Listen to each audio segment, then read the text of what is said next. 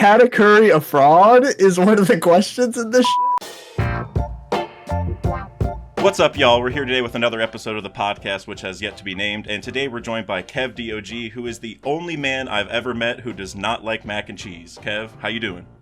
I'm doing fantastic, on this mac and cheese free day. I get to talk with my guy Dak and I was going to think of a rhyme for cheese. I can't think of one off the top of my head.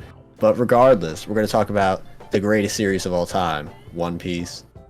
Peace kind of rhymes with cheese if you think about it and don't really try. If you're Eminem, you can make that work. Absolutely. Yeah, which Houdini, by the way, I'm a massive fan of Houdini. That might be one of my favorite songs that have come out in a while, for real. Okay. But you're right, we are here to talk about some One Piece today, specifically kind of One Piece chapter 1119, but also kind of like the controversies that we've recently had in Egghead, which I'm sure some of you have heard about some of them, and maybe some of you haven't heard about others, but there's the Bonney Nika situation, there's the length of Egghead in general, the length of Vegapunk's message, the fact it's back on now, and something that I'm really big into is the fact that Luffy keeps getting tired in Gear 5th, and then he finds food immediately, and then goes back into Gear 5th, then gets tired, finds more food, goes back into Gear 5th, gets tired, finds more food, over and over. So we're going to get into all these different things. But Kev, I want to go ahead and start with the Bonney Nika debate, because I think that's been one of the bigger debates, I feel like, recently, especially from chapter 1118, obviously. And something that I said whenever that chapter came out is we just kind of got to trust Oda, because we didn't know where he was going with it yet, right? We saw Bonney in a Gear 5th form, but it's like, okay, is this the same thing as Luffy's? Is it just an appearance thing? Is she going to go out of it right away? Which is exactly what happened. Yep. And there's a lot of deeper layers to it, which can kind of make it work. So I'm just kind of curious where you're at on it, what you think now that we have seen Bonney is no longer in Gear 5th, or whatever, the Nika form, I guess you could say. Mm-hmm. So originally when it happened, I was honestly really excited. I feel like this was a great culmination of her arc. It was the entire point of her backstory, believing in this sun god character, and then realizing that Luffy, the person that her dad also believed in, was him. And then obviously there was that great contrast with Saturn trying to dismiss her faith and belief and shut her down so she couldn't achieve anything because she was so jaded by what he was trying to make the world out to be. But Luffy, and I said this a lot when I was reacting to the chapters, and because of Bonney turning into Gear 5, this is sort of the mentality that I came out to have, which was Luffy's real power isn't necessarily Gear 5, and it obviously is a power he has, and he is the chosen one to a lot of people, but his real power is making people believe in themselves and align with him. We've seen this ever since Impel Down and Marineford. The fact that Mihawk, one of the top people in the whole world, is saying that's scary, and Luffy didn't even know how to use Conquerors yet. He just did it out of nowhere. It shows that this is really what's dangerous, And that's why Buggy's dangerous, your guy. Because Mihawk saw firsthand he can do that too. Not to get you off track there, but Buggy... No, I mean, you're right. That's one of their biggest parallels for me, is the ability to get people on their side. But anyway, keep cooking. Yeah. And I think that honestly, at the end of, when we find out about Emu, I think Emu is probably going to have that same ability as well, being able to get all the 20 kingdoms together to, take out Joy Boy and literally rewrite the world and all that stuff. So I easily could see that being the real power that's scary about Luffy. But obviously, this is not about the power of friendship and bringing people together. It's about, literally insane cartoon powers. And Bonney getting those powers to me was really cool because she, obviously did it in her flashback as well, with making her arm massive and beating up that bum, Alpha. Yeah, definitely a bum. And yeah, one of the worst characters in One Piece. Absolutely. Yeah, the letters, dude. Oh yeah. Oh. That was my blood boiled. Same. My blood boiled right there. But having Bonney have that moment for the powers, I honestly wish there was a bit more, giving her own moment. Her having the moment with Frankie and Sanji was really cool. I absolutely love that. And I also love Frankie getting hockey. That was pretty awesome. That was something they implied there as well. Yeah, they implied it. I feel like it's not confirmed, but it's interesting. I'm not sure. We can talk about that more in a minute, because I feel like people have been talking about that a lot too. But yeah. I didn't think about it until after, and I was like, oh wait, is that what that meant? Is impactful the hockey version of strong, right? Yeah, like, exactly. like that's a very awkward way to introduce it if that's the case, because it's like we don't actually know. It's like, Oda, you should, like, someone should be like, wait, Frankie, that's hockey. You know what I'm saying? Yeah, that like, would have been cool, like Sanji Yeah. saying it or something. That's all we needed, but Yeah. whatever. But yeah, no, Bonnie having that moment with the crew, that was really sweet. And then her literally at the end of it just being like, "Oh, I can't do it. I can't handle it. It's too tiring." It was Yeah. cool because it showed that, you know, she probably could get stronger with this if she ever does use it again. But it shows immediately that she's not on the level of Luffy, which is also probably because she not only is super young, but this is the first time she's ever done it before anyway. And she could do it again in the future, but she might not, because something I also am kind of thinking is that, you know, she could just imitate Luffy. You know, that's something that a lot of people are speculating. That's what she wants to do. I've seen many theory videos that say Bonnie is Luffy's, Luffy is Shanks, Bonnie is Luffy, like that kind of thing, like the continuing of the legacy kind of vibes. I've heard a lot of people speculate on that idea. And I feel like if that was the case, I think Luffy would want Bonnie to do her own thing and not just imitate him. Kind of like how Shanks didn't want to be Roger and Luffy didn't want to be Shanks. They wanted them to be their own individual people, you know? Yeah, no, I like that a lot, because, you know, that I think that goes back to kind of, I think what a lot of people were talking about with 1118 is like, is Bonnie in this Nika form, like, actually, like, is it the same exact thing as Gear 5th? Because, like, you know, is she making the same Drums of Liberation sound? Is she, you know, gonna have this? Is she gonna be able to make other people stretchy? You know, that's like obviously a key thing to Gear 5th with the Awakening. There's a lot of things that kind of like separate them already, but like you're saying, I think it'd be even better if eventually they come to a talk where it's like, hey, you shouldn't copy me. Like, your powers are like, even when you're in that form, you're not the same. You might as well just. Like what the most free is doesn't have to be one thing. Should be the lesson. Exactly. Everyone should be the most free in a world that actually in their own way embraces it. Yep. Yeah. Like being free isn't being Nika. Like if you're sticking into like such a small space, like, you know, like, well, if I'm going to be free, then I have to be this specific thing. How free is that then, right? Like, you should be your own thing. It's just conformity in its own different disguise. You know? Exactly. And even though Nika, like, is good and represents freedom, it's kind of like, well, you know, you shouldn't be, like, idolizing it to this degree. You know what I'm saying? Like, you should just be your own thing, which, like I said, the powers are probably already different. She just kind of looked like Gear 5th, you know what I'm saying? Mm-hmm. Like, you know, we don't really know everything about it. But I think on top of that, you know, the main debate for me with the whole Bonnie Nika thing is it starts to worry me if we're going to get other Gear 5th potential people, because now that Oda's opened that can of worms and we know that Luffy can turn other people to rubber, I'm kind of like, okay, does it end with Bonnie or does it begin with Bonnie in the sense of other people getting to do it, right? And I think it's important because we've actually seen a lot of forms in One Piece that are somewhat like Gear 5th in terms of like turning all white with red eyes, like Sulong form, and like the Hody situation with the energy steroids, right? Yeah. So it's like people are already replicating it to a degree. Like, not that they're necessarily trying to. Like, maybe that's what the drugs were originally meant to do, was to make people go into Gear 5th. And maybe Sulong was a way of doing that through some other means, and that's how the Minx came to be or whatever, right? Like, we'll figure the history out about that eventually. But I think the point is like, Oda's already kind of like trickled in a lot of different forms like this. Like, people are imitating Nika, like, to some level. And I hope the point of this isn't that everyone's going to start imitating Nika, but rather, like you're saying, it's going to lead to where people need to differentiate themselves. And Luffy's going to be like, because he's already said it, like, I don't even know who Nika is. I hope he's eventually like, I'm not that guy. I'm just me. Yeah. I don't care. And so that's going to teach everyone else, oh, okay, wait, so the most free guy isn't Nika, like, you know, in terms of his mental state. Like, he doesn't even think about that. And that's going to be a really deep thing where it's like, well, if the most free guy thinks that, then what should we be thinking? And then everyone can become free in their own way is the ideal ending to that in my mind. I completely agree. I feel as though a lot of people are still hooked on that idea that Luffy's like a chosen one character. Like, oh, it's the God fruit, actually. Oh, and it's Joy Boy's fruit, or, you know, all the stuff like that.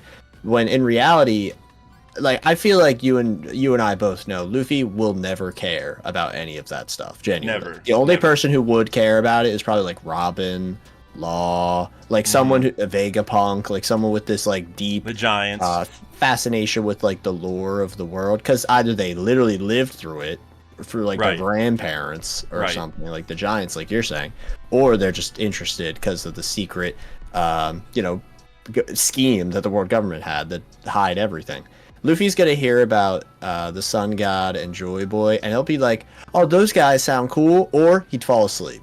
He'd probably fall asleep, just exactly like what happened in Fishman Island when Joy Boy was introduced. Exactly. So for me, I feel as though exactly what you're saying. People are gonna say, like, probably when he fights Emu or Blackbeard, because Blackbeard likes history as well. He's gonna reveal all this stuff, and Luffy's gonna be like, "I'm not that. I'm Monkey D. Luffy." You know, that's what really matters at the end of the day, because he's himself. You know, it doesn't matter what powers, what association he has. He's him. You know, he's himself. And I love that you mentioned that, because obviously we all know that Luffy said 100 times, 1,000 times by now, you know, I'm Monkey D. Luffy, and I'm going to be king of the pirates. And a lot of times, you know, Oda plays that off as like a bold statement to say to a strong person, because it sounds so crazy that someone, you know, someone random, now he's not random, but throughout the story, you know, he was like, who are you, kid? You know, like, and it plays up to like how big Luffy's dream is, because it shows us like, wow, these people are like laughing at him, like that's how big it is.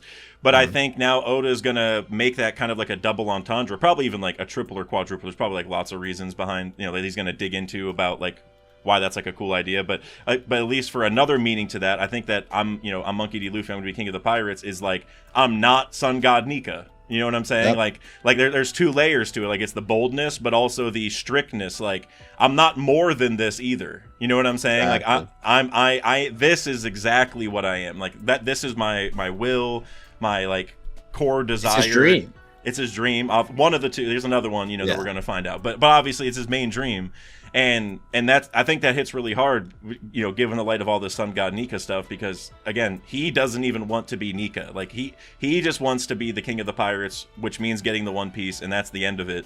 And and so I hope like I've talked about with Elbaf, hopefully like Enel comes back, and you know, a lot of other maybe Sky related people, because they obviously tied to gods a lot, right? Like with, you know, they called their leader God up in Skypiea, Enel thought he was God, all that kind of stuff.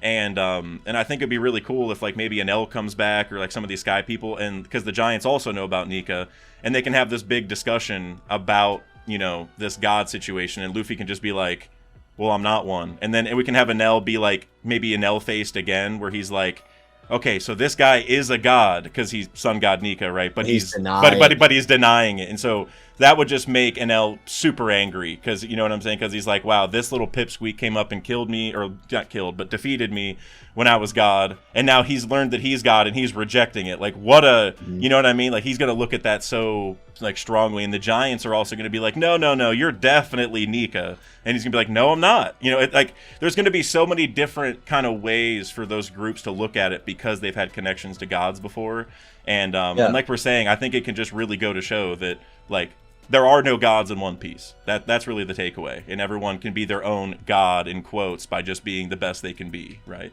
Completely agree. I remember so many times throughout talking about One Piece in general, I would say, let's say Usopp got a fruit, right? And he's named God Usopp, right? That fruit would then be called the Usopp fruit, because of the association that it has with Usopp and how they view Usopp.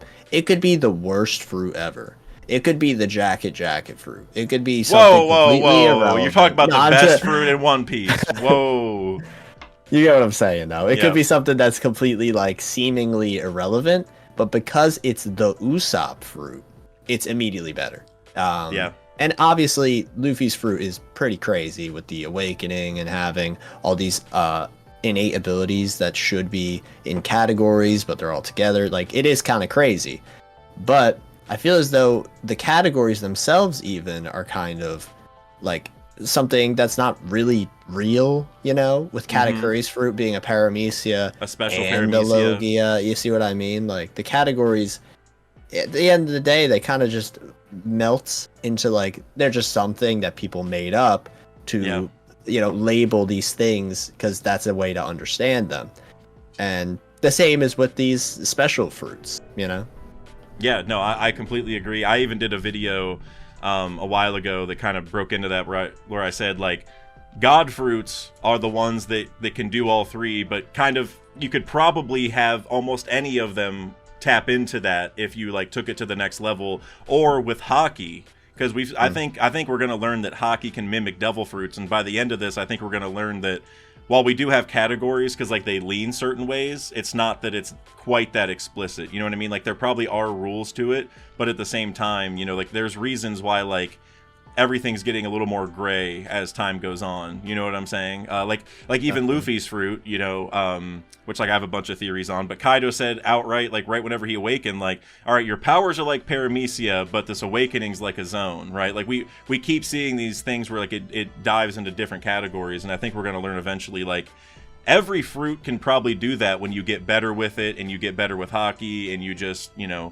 I guess like we're kind of saying like have freedom or believe in your dream enough, which is probably like tied to hockey, to it's ambition, whatever you want to, however you want to break that down. So I completely agree. And like you said with the Usopp fruit, I do want to mention a theory. It's like a combo of my theory plus one from 3 Day Trip, one of the goats of the channel, 3 Day. Right after, I think it was 11/18. It feels the last couple weeks are just like melded into one time period in my brain. But I think it was 11/18. 3 Day had a tweet. In 3 Day, I'm going to butcher this because I don't have it in front of me, but I just know it was something about maybe the original Nika was a girl, basically, because we saw Bonney, in a Nika form. So Joy Girl. Adding to it. Yeah. Right. And the reason I really like that ties to one of my oldest theories, actually, which is that Nika, we're talking about how like, gods aren't real and everyone can kind of like be their own god, or like you should be your own version of freedom, all that stuff. I don't even think there was like a Nika at one point. I think the original person who got this name was named something close to Nika, but took the nickname Nika to hide their identity, because Luffy does that already, right? With Dressrosa, Lucy, Luffy Taro, and Wano, right? And whenever Luffy picks a name, it's always very close to his real name. Like Joy Boy, he didn't pick, so that's not the same. But like Lucy in Dressrosa, like they even made fun of him, like, okay, that's like so close to Luffy, you know what I mean? And Luffy Taro is like, it's literally like, doesn't that mean like first son Luffy or like second son Luffy, whatever it is, something right? Along those lines. Yeah, so it's like he's not even hiding it. And so going back to the Nika thing, well, like Ni in Nika can mean two. And so one of my old theories was like, okay, well, what if the person's name was one, like, like, instead of Nika where it's two, like what if it's just one? Ichika. And whenever I did that video, I had a lot of comments saying, oh, Ichika's a girl's name, and that would actually be really cool if the original Nika was a girl and now it's Joy Boy, and it's just like a it's like a melding like of all the different ideas here. And so I thought that was a really cool idea from 3 Day whenever she brought that up, because it kind of brought that idea back where like if we see Bonney in a Gear 5th form, it's like, okay, so going back to Joy Boy, you think like male when you think Nika because of that, and because Luffy, went into Gear 5th. But in reality, I think it'd be pretty dang cool if we learned that the original Nika was a girl this whole time, and it's just, like kind of it's just messing with the expectations a little bit there, Yeah, and it's kind of shows like even the history that the world government didn't erase also got misconstrued as time went on because it got associated with Joy Boy. And just because of Joy Boy, people then are like, oh, okay, then the sun god must have been a girl. I mean, a guy. It must have been. Yeah. That's really interesting. Yeah, no, I was a big fan of that. So I don't know. I think that would just be so cool. And then we also have like the woman on like Kuma's Bible, for example, and Kuma obviously like worships sun god Nika. It's like, okay, was that the original Nika? You know what I'm saying? Like, and we just didn't know it. And that ties back to Bonney. It's just like, that'd be cool if Kuma connected that through line, like the person he preached about was originally a woman, and then his daughter became that like same woman sort of, by going into the same form. Now, like we're saying, hopefully she doesn't keep doing that, hopefully she finds her own way sort of, but I think that would still be a cool way to just sell the situation a little bit more. Yeah, I actually had another thought on the sun god being a girl real quick. It's really interesting because that's kind of how human society in the real world has been. It used to be a matriarchy where women were the leaders, and that was what was in charge. But then obviously society was switched when it became a patriarchal society for most countries in the world because of like the warriors versus the gatherers type stuff. And I just find that really interesting because think about what must have happened then. Like the world government took over such a long time ago, and at least from what we can assume from the anime casting Imu's voice as Aokiji's voice, Imu's a guy. We could at least assume that right now. And they used male celestial dragon kanji when talking to Imu, like the Gorosei did. Okay. So yeah. So it seems like Imu's a guy. Yeah, and think about it. What is Imu constantly looking at? Besides Lily, who he was in love with, there's also that other picture that he's staring at of another woman. And it's like, to me, it shows that Imu probably, took over some like maternal, Mother Nature-esque figure. There's a lot of theories that the world government is like destroying the world by like not only sinking it, destroying nature itself. Yeah. But it'd be really cool because they're also trying to build like Tequila Wolf, this hyper like it's this immense bridge that should not exist, and it just keeps going forever like that. If you said that's a thing in any series outside of One Piece, this would be like dystopian as hell. And it still is, even in One Piece. But it seems like that's like something Dr. Seuss would write about in like the Lorax or something. It's just like, the bridge that never ends and it goes nowhere and people work there until they die. Like stuff like that. It shows how little they care about nature, which is even funnier because they constantly like, oh, devil fruits are this unnatural thing. What if they are a natural thing? Yeah, but I mean, it they just probably grew on a tree. Yeah. Like I personally have the theory that they could have went from the Elbaf tree, which is massive, so it obviously could have grown there. And Elbaf's obviously a massive deal place, so that could be a great way to tie in the devil fruit stuff after Vegapunk gave us some lore about that. Yeah, no, I think you're gonna like my devil fruit origin video that I'm working on. Okay. I got a lot of thoughts, but I just want to add on, like, you're talking about the unnatural part of the devil fruits, like maybe they are natural, and I like what you're saying, and I also like the Elbaf tree connection, and I don't want to spoil too much from it, but I will add on another layer to what you're saying, like about how like the fruits part, like fruits being unnatural sounds weird because like they're fruits, that's natural. Well, the other part of the name is devil fruit, so we all automatically think evil. We've been told there's actually devils within them. Well, in the story, what are devils actually? People that go against the government, right? Exactly. And so whenever we hear devil fruits, so like you're talking about the unnatural, I'm like, well, there's also like a negative connotation with them, and I bet you they were also a positive natural thing as opposed to a negative unnatural thing. You know what I'm saying? Think about the world government right now. Who are the top 5 outside of Emu? Literal devils, Yes. And you know what? And I want to talk about something real quick. I didn't have it on our little docket, but I do want to I just want to add this in real quick. Talking about them being devils, the Gorosei. Did you notice that Jupiter like spat out the seraphim who had the bubbles, which are sea stone, right? Or they count as sea stone, so therefore that's proof that he doesn't have a devil fruit, but is just a being. And then also, and that's the best evidence for me. But then also on top of that, Topman was about to just dive in the water, basically. Like he was going, right? He had no fear, just going for it. And so like now, could he have Skywalk and Oda could do something ridiculous by having this boar thing do Skywalk? Absolutely. Like, that would be awesome. It would be hilarious. Really awesome. Very because also there's the joke of like pigs flying, and so to have him do Skywalk would be just like hilarious, honestly. But yeah, I think that pretty much seals the deal in my mind on they don't have devil fruits because the sea stone bubble thing is the ultimate proof for me because that's that like was really interesting. Yeah, because I didn't even catch that when I was reading it. Because you would have, because like you saw earlier in the arc, like whenever S Snake got just touched with a bubble, she was done, right? Like she didn't have to be completely coated in it, like within it. She just had to get touched, like even the outside. And on top of that, if you go back to chapter 11:17 or 11:16, I can't remember, but one of those, somewhere around there, whenever like the Straw Hat crew was fighting off Saturn, because he was climbing up the cloud, Lilith was using the bubble gun against him, and he didn't react, right? He didn't say like, oh, I need to avoid that or whatever. He just kept fighting. So I think you're right about the devil part. Like, and that's something that I think I've been saying it, and I think a lot of people have been saying that for a really long time. Like, because they were introduced without the devil fruit names, but just the creature that they were, right? So I think we pretty much are like 99.9%, deal sealed at this point. Like they are demons of some kind, or some shadow power manifestation, something other than devil fruit users.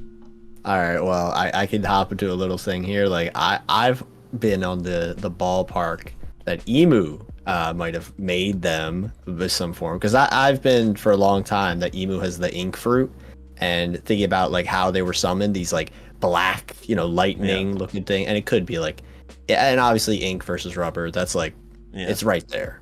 So I don't know, I've always been a fan of that. Ever since they were revealed as like these weird shadowy silhouettes, I'm like, oh, what if he drew them? Something fun like that. Yeah, no, I like it, because and we've talked about this a little bit before. Like, even if it's not ink, like literally just the inking fruit, it's something that's acting like ink, or something that can. Because like I always point to shadows because we have so many examples from Moria, but it could be something adjacent to that, or even Blackbeard with like darkness, because that's just like black something that you could wrap into like a shape and make it like a drawing, even if it's not actual ink, because obviously we've had Conjuro, and so it's like we don't need to completely double up on the drawing, but I love what you're saying just because of the thematicness of ink versus rubber, or like and it's funny because it's almost like creation versus destruction in that regard, because like the creation would be the ink and then the destruction would be the rubber, technically, because it's, like, you can erase stuff, but it's the reverse, exactly. That's why Oda would be cooking. Yeah, exactly, bro. Like, because when you think of ink, you think, oh, you're creating something. But when Emu does it, it's to X something out. It's to cover something up. That's what he's done his whole life. Cover up the past. Exactly. So no, I love that, man. I'm definitely expecting Emu to have some kind of like control, because like we already saw the thumbnail arrow attack, right? That's what I love calling it, like the double tail. The thumbnail arrow. Yeah, shout out King Recon. That was the first place I ever heard that. I remember when I first saw that. I don't know if you've ever played Smash Bros. Brawl, the Wii one. A little bit, yeah. So in the story mode of that game, there's like a gun that people have, right? And it's like a big like double thing gun. And you shoot it, and shoots an arrow right out of it. It just shoots an arrow, and then they get like frozen and turned to like a trophy, like Smash is like trophies and stuff. Yeah. And it's like that's basically what Emu did to Cobra, and I always thought of that too. It's so funny. Yeah, man. Poor Cobra. He's getting my vote for Defensive Player of the Year, though, because he stopped Emu in the 5 Gorosei from killing Sabo. Yeah, Sabo walked out the room. Cobra was just, he took the charge. You know what I'm saying? He was ready. Like, hey, shout out Cobra, man. R.I.P. Most likely, honestly, knowing the Gorosei, I wouldn't be shocked if they just like said he was dead and had his corpse. Or like had like Shadow like, Cobra, kept him alive. Puppet Cobra, like something like that. He'll bring him back to torture, like Vivi or Luffy or some messed up shit, Or they might just be like trying to get more information from him. You know what I'm saying? Like they're just torturing him or whatever. So he's with Arlong, Yeah, he'll be back. Yeah, he'll be back. I'm waiting. Arlong's coming, man. But But all right, I'm going to get into the next question real quick, which is about the length of Egghead and the message so far. Because for me personally, this is one of the, just like a lot of issues with One Piece, whenever you're reading week to week, I feel like your feeling is going to be different than when you go and read the entire thing, or when you watch the entire thing, especially, because like it's a lot easier whenever like they add really cool animation to stuff, and then it's easier to stomach. But I guess what I would say is just, generally, like, I didn't feel like it was dragging on until the last few chapters, just because it's tough when Oda builds these really urgent situations and then drags out the urgent situations to where I don't feel the urgency quite the same anymore. You know what I'm saying? Like when Oda like builds an issue and then finds a solution, builds an issue, finds a solution, builds an issue, finds it, like, over and over, I stop caring about those issues. Like, whenever a new one. Yeah, because I'm like, okay, I don't care anymore. Like, I know that they're gonna solve this, and and that goes back to, I mean, we can get into it now for all I care. The Luffy, eating part of it. It's the same thing where, like, when Luffy goes out of Gear 5th, then he just finds food immediately and then goes back into Gear 5th. It's happened so many times. Like, so if you go back to like whenever he fought Lucci, he ended up eating like over the course of the night or whatever, and like right whenever we saw him in chapter 1089 after we came back from like the he was eating. He was eating right in that first panel. He was eating, which like that's fine. It's a whole night. That, you know, I can definitely believe that. But then obviously like he went into Gear 5th, and I can't remember all these. I don't have them in front of me. I'm just going off memory. But like he fought, you know, Kizaru and Saturn a little bit, and like went out and they got the food like that. We still don't know who gave it to him, right? That popped up next to him. And then he went out of. Then he fought for a little bit, went out of it, got like the fermented meat or whatever from Dorian Brogy. Went into Gear 5th. That was fun. And then that was fun. But then he got tired again and was on the ship and just found more food inside the giant ship. Yeah, from the chef guy. Yeah. And I'm just like, all right, so I don't even care anymore if Luffy goes out of Gear 5th. I just, you know, like they're always going to have a solution. Like the urgency isn't there, because normally it's like, okay, Luffy, you better figure this out before, you know, like you run out. Like you need to save everyone before you run out of power. But now it's like, who cares? Because he's just going to go find food. Like Oda's going to do that. And the same things happened with I would say just like dang near everything, like the lasers on the Frontier Dome. They acted like that was a big deal, and Stussy was making a big sacrifice. They just launched through it. Yeah. They did do that, but what was even worse is like Edison was basically like, Stussy, who cares about the lasers? They don't matter. Just leave. They were just like, screw the lasers. You know, like, and then the clouds extending, like we were talking about how we're gonna get like out into the water and like, you know, like build that distance or whatever that we've been trying to do, and it's just like Edison just does that all the time. It's just like obviously some sacrifice stuff, you know. Yeah, something was like negative out of it, but yeah, I get what you're saying. Yeah, it's just Oda just like that's my issue with Egghead, is like it's one thing to extend it and have all this extra stuff happening like amidst the urgency if it kind of makes sense, but it's just, it feels like Oda's stalling to stall, I guess is what I would say, because it's just like he's creating an issue, solving it, creating an issue, solving it. He's just waiting until they finally go. And so that's what makes it feel like it's dragging on to me, is not necessarily that it's taking this long to leave in general. It's just that Oda is very clearly, you know, just making up issues just to like spend some time, you know, here. Like they aren't like, you know, actual issues, like I said, with the eating food over and over. And I guess on the last thing I'll say just real quick is, as far as the broadcast goes specifically, that was something I really, really enjoyed until now, where we're like, I think we're like 8 or 9 chapters deep of messaging, right? Or something like that. There was the break though, obviously, after the robot. Yeah, but for one chapter. Coming back was, yeah, exactly. It coming back is where I'm now like, all right, Oda, like, okay, like, because like hearing about like each individual thing Vegapunk has said is cool, but all of it together is just like, you know, Oda, it hits a lot harder when you have like one big reveal for it instead of like a million different ones right after another. Like, for example, the Raizo is safe moment, one of my favorite moments in all of One Piece. That was like such a hard-hitting thing because you were able to do it like in one scene, and like you just revealed that info, and it was just like jaw-dropping, and that was the end of it. It was the whole conflict of the arc at that point was pretty much, all right, we gotta find this guy. They know that the whole thing was built up like, all right, Kinemon, he's kind of stupid. Yeah. He's probably going to go in there. He's probably going to cause a war on this island for asking this question. And then immediately the complete switch up. That was what made it so crazy, in my opinion. I completely agree. It was, and it only took him like that one chapter like moment to really flip everything and blow our minds, and that was like the informational reveal. If we're going to compare it to Vegapunk, because that's what Vegapunk's doing, is sharing key information. And so, you know, not that it's going to be the same as Raizo is safe. It's going to be, you know, obviously he said a lot of different things, but more ramifications for the like it should be story. Like it should be, but it's starting to not feel that way, because it's just like, you know, he just. The fact he just keeps talking and it's taking this long is taking away from how much weight each individual thing has. You know what I'm saying? That's fair. Yeah, that's fair. And so I guess my overall, you know, I feel like it is dragging on. Like I'm enjoying it, obviously, but it does feel like Oda could have and should have wrapped this up a little bit quicker. Is how I feel. For me, the one thing that's bothering me about it, not that I'm necessarily disliking the information, because the information I'm living. Like hearing this, I'm like, oh my god, what's going on?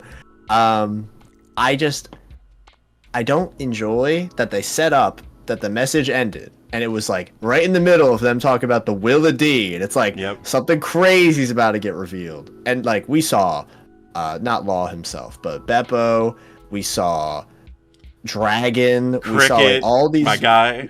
Oh, we saw Cricket, of course. Laboon multiple times. But I'm talking about in that specific. Like, I know. Section. Yeah. I think we did see Laboon, but anyways. We did, yeah. Crocus was listening.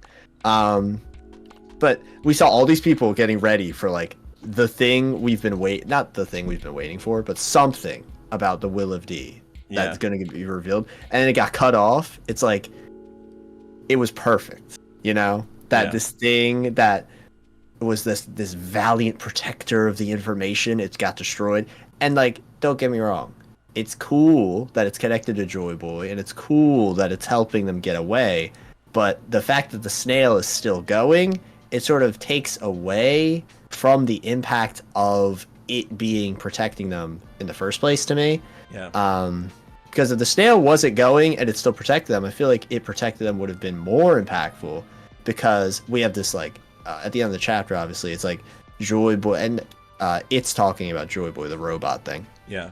And we hear some speech bubbles, and we don't know if it's someone talking to it, a flashback of someone talking to it. There's a lot of mystery around what's going on there. Like, I've heard some people in my chat were saying, oh, Zunisha might be talking to it. That would be crazy. Like, that'd be really cool. Stuff like that. You're talking about the end of 1119, right? Yeah, with the robot punching the pig Gorosei. And he says Emeth. Yeah.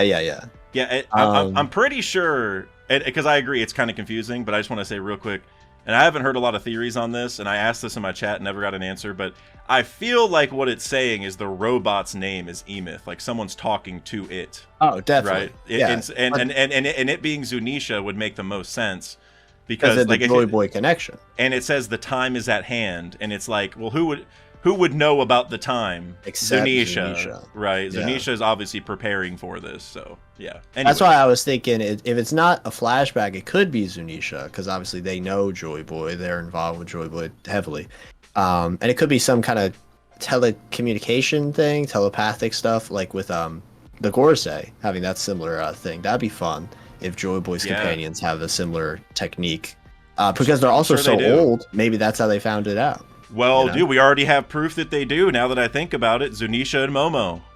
Yeah. Right, and Luffy Wano. and Luffy and Roger and Odin to a degree, because they all like noticed Zunisha was alive, or they were getting looked at by like the whale tree, whatever, right? All that stuff, and also the Sea Kings. You know what I'm saying? Yeah. Like Luffy was able to hear, which like is that voice of all things, or like because it's like fish talking? I think they actually talk, and it's like there's like the little like sonic waves coming out of their mouth, right? So, but I think that's still in the same ballpark of like you're just understanding someone, like you're hearing their true voice as opposed, like you're getting the message as opposed to the words, if that makes sense, right? Definitely. Like you're able to just, communicate. It's kind of like with my dogs, I have to communicate with them a certain way. You know what I'm saying? Other than my words. Like they're barking, but it's more than a bark. You know what I'm saying? When they bark, I can tell what's going on because of like the tone and tenor of the bark, and like just how many barks and the time of day. You know what I'm saying? So it's, anyway, I mean that's like a little bit more specific, but I think everyone gets what we're talking about. It's just like sort of like it's also like in Wano when Luffy died and like, oh, we can't hear his voice anymore, right? It's like that was crazy. Yeah, and so so I'm sure they have some kind of like telepathic communication type something going on. But what I think is really interesting about that is we have seen in One Piece that telepathic communication doesn't work if you're inside another living thing, or like, but I'm using, I guess, observation hockey like is maybe like the more direct thing. But we saw with the Gorosei, they were detecting all living things on the island or whatever and couldn't find the snail, but it was inside the robot, and the robot is alive, and so that's why they couldn't find it. We saw this in Skypiea with Nola, and remember Enel couldn't detect who was inside Nola. Like, he's like, wait, there's more people now, like how did that happen? And Isa also couldn't detect things through Nola while she was inside Nola. Like, it worked the other way as well.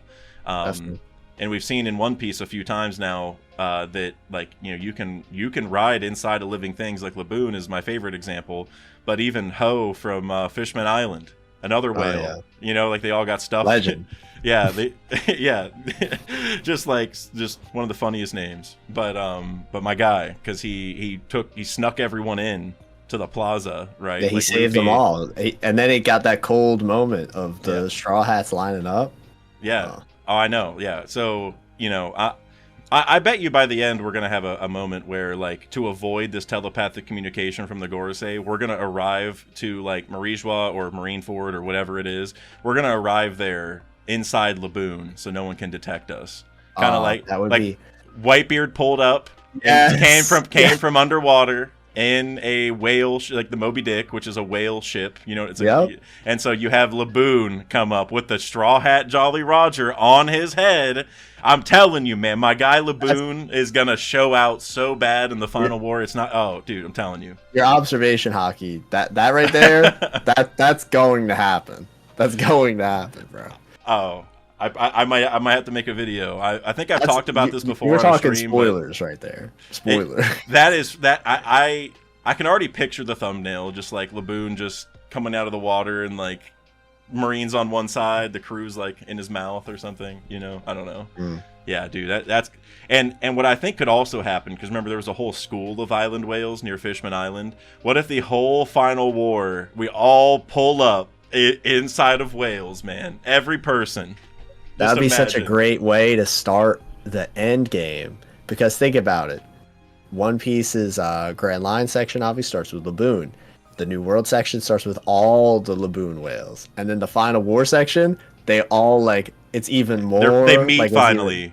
Yeah, like something crazy like that. Because Laboon got separated from his pod, right? Like that's part of why he's trying to break through the red line. Like you know, he obviously wants to stay there and meet Brook because he's waiting for him, and he's trying to like go find them and all that stuff. But you know, I think part of what you can read through to that is like whether it's like instincts or like, you know, mating patterns or whatever. Like he thinks he's supposed to go that way, right? Like that's what Oda's telling us. Laboon is eventually going that direction. That's clearly Definitely. the sign in my mind. And so you're right, like to have the, you know, because they're halfway across the world from each other, so to have the whales all meet up in the final war part, man, like, and they all just, you get people inside all of them, and oh man, just and on top of that, the world's flooding. And so maybe the government will look out at the world and be like, all right, we won. Everyone's drowned. Like they're all dead. All in the whales. And then the whales just pull up, dude. Oh man, give me that. Oh my god. Yeah, you're chatting spoilers, bro. That's crazy. That's the ending I want right there. If Oda and I could you know, agree on one thing, that's what I need. Mm-hmm. But all right, the next thing I want to talk about is something that I've been very upset about since I read 1119. Even when I first read 1119, I was bothered, which is Katakuri. So Katakuri is firmly on Fraudwatch, and I might even say he's number one. I might say he's public enemy number one for me. And Dragon is definitely up there also. Do not get me wrong. Dragon has. I got a lot of questions for that man. And I know what his answers are going to be. It's going to be 3 dots every time. But Katakuri... No, he did the exclamation point. He did have the exclamation point with the Willa D part. I think he did have the he's getting excited. He's getting excited. He might be scared. Yeah, we might be able to read into that. But Katakuri... So Katakuri is a fraud because we just saw him at Whole Cake Island. And I know. His sister is kidnapped by the Blackbeard pirates. And guess what? She got kidnapped while he was there trying to protect the island, so he already failed. So not only is he just not getting her in general, which is bad, he's also not making up for his mistakes.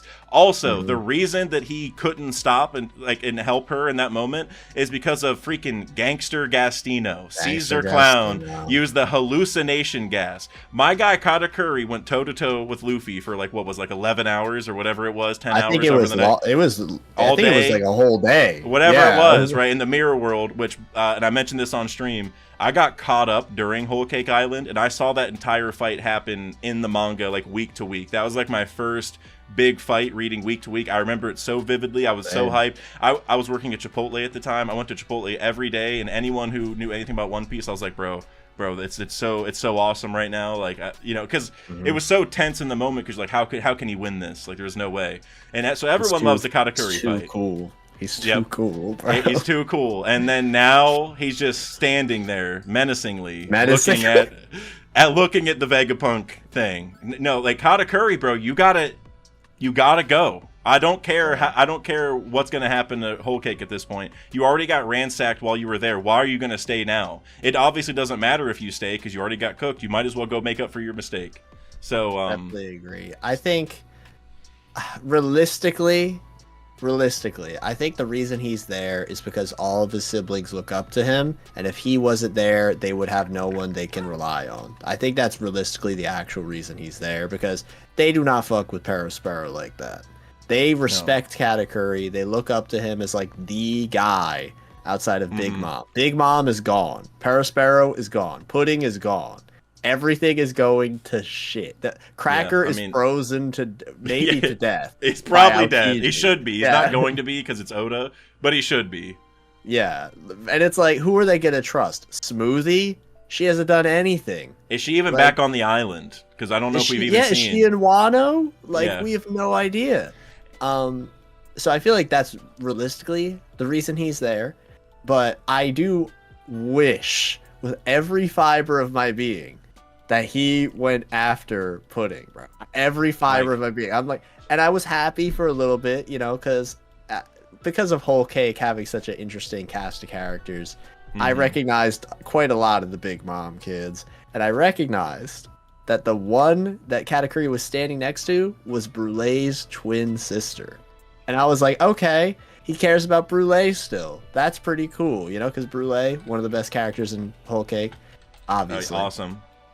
And Charlotte Broye. It's like she has a crown. She has a crown and like shortish kind of hair. No, I see her. I see her up there. Yeah. Yeah, her name's Broye. I don't know how to actually say it. There's an accent, but yeah, another French name. So yeah.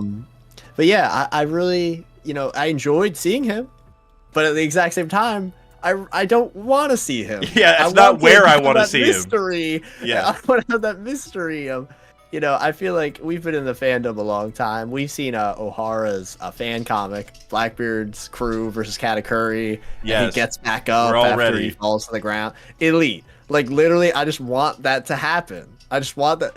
Like, after Egghead, make that chapter a chapter. Please. And then everything would be fine. Everything. I agree.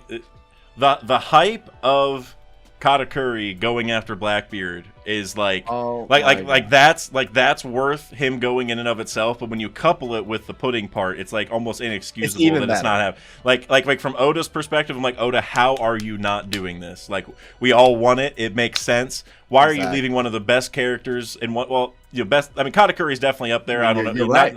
You're right. Well, whenever I say that, I'm always like, okay, like what's one of the best? What's the cutoff? Like, is top 20 one of the best, or can we just loosely say it in any way we want? You know what elite. I mean?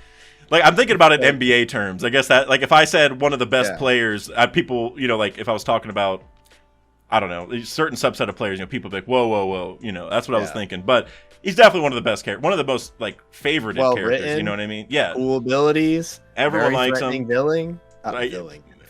Extremely memorable fight. You know, like we all love Katakuri, and to see him fall this far from grace, in my opinion, it hurts, man. Especially because, like you were talking about Perospero earlier. So in my last video, I talked about why Perospero is my. Well, I didn't talk about why, but I just said that Perospero is my favorite Big Mom pirate. And I know he's a great character. He is the most piratey of the Big Mom pirates. You know what I'm saying? Oh, yeah. Like he has that evil mastermind feel. He's old. He's calculative. When he told Carrot to eat grass, bro. I was like, yes. Don't get me started. Don't get me started. That's one of my favorite panels. Mr. Bushido, if you're watching, I've sent you that panel probably 100 times. Whenever he talks about Carrot, that's my response. Eat grass. But no, I agree. He's just cold, dude. And even like when he remember when he like made an alliance with Marco? I feel like a lot of people forget this, but he's like, hey, Marco, hey, I don't know what Big Mom's doing. We're not working with Kaido. Let's just take this dude out. That's my guy. Like, dude, yes. That was so well written because it seems as though like Oda obviously planned the Big Mom Kaido stuff for a long time. Like them eventually coming together because of them being built up together. It makes sense, right? Mm-hmm. But having even the intricacy of the crews outside of the two captains, obviously being like, really, Like, this is actually what we're doing? Like, Yep. and then Kaido's crew did, like, nothing about it. Because, to be fair, it was just Parasparrow and Big Mom, and that's it. Yep. If it was all of Big Mom's crew, I'm certain that Kaido's crew and Big Mom's crew would have fought within one another. I agree. And then the raid would have been, like, 20 chapters longer, probably. Yeah, because minimum. of all the intricate stuff going on. But, yeah, Parasparrow doing that, especially with Marco, who's a Whitebeard crew member, not like one of Kaido's people. Like, he could have easily talked to, like, Who's Who, like some slimy character that fits the, you know, evil vibe. But Marco, a good guy, you know, who we've seen, that was sick. I really, really enjoyed that. Yeah, and I mean, Parasparrow, even like in Whole Cake, he was like leading the charge in terms of like, all right, well, Big Mom's on a hunger pang again. We got to go help her. Like, I'm gonna be the one to like think through this mentally, like tell her what she needs to go do. You know, because like he was like, hey, the Straw Hats have the cake, which like was kind of a bad move because they didn't actually have it. But he was just like, okay, we got to stall. Like, we got to have her go somewhere. Like, you know, and Big Mom was like, us. Exactly. Exactly. And so, like, just him thinking through that, him making, like, the slug thing to get them, like, it was like a ship using his fruit. Like, my guy, Parasparrow, man, like, after seeing this Katakuri panel, I'm more proud that Parasparrow is my favorite. Because this, I can't look at this man right now. Katakuri, like, it's so funny because, like, for Dragon, I'm like a Dragon believer, I would say. Like, I have Dragon stocks because I just know that whenever he finally does something, he's going to cook, and it's going to be fun whenever that comes. Okay, he'll have the build up. Yeah, but Katakuri here, man, this is almost more indefensible than Dragon at this point for me, which I know is crazy, but it's just because Dragon's obviously got something special going. Like, his backstory's going to go crazy. I think we all know that's the case. He looks like a fraud right now. He looks inexcusable for his inaction, like the whole Ginny situation. Like, you know, come on. But we know there's going to be a reason. You know, like, we know that Oda's going to cook. With this Katakuri one, I'm like, look, Oda, if you just tell me he's sticking around to protect, it's not going to do it. You know, and which is probably going to be the reason. Yeah, like I said, I feel like he's there because they need someone to rely on, right? They need their big bro. They need that. Yeah. And I've even seen some other people, someone in my chat said, oh, the island's not frozen anymore. Did Oven unfreeze the island? That's fun. That's cool. You know? Yeah. But that has me thinking, why didn't Katakuri say, oh, Oven, you help all these people. I am going to go after Blackbeard. Like, you see what I'm saying? Like, yeah, I totally understand. Because, like I said at the very beginning, it's one thing that he's still here trying to help and all that, but it's another thing when Pudding already got taken while he was protecting the island. And your brother died. Yeah, it's you know? It's like, Katakuri, like, you failed. What's the point of you staying? Because you already failed once. Go make up for your mistake, losing to Caesar Clown.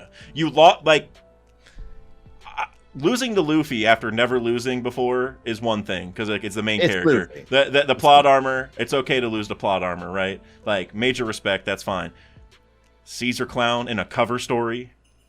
Like Katakuri, and we're saying lost to Caesar Clown very strong. Like, obviously it's just like he got tricked and Caesar was able to like get what he needed, but that's a loss if you're able to confuse him enough to where he's punching Oven, which is what happened. He was supposed to be the observation guy. That was his whole gimmick, right? Yep. Outside of him being strong and having the future seer that Rayleigh talked. The future seer, it's disappointing. He should have been the one person to get around hallucination.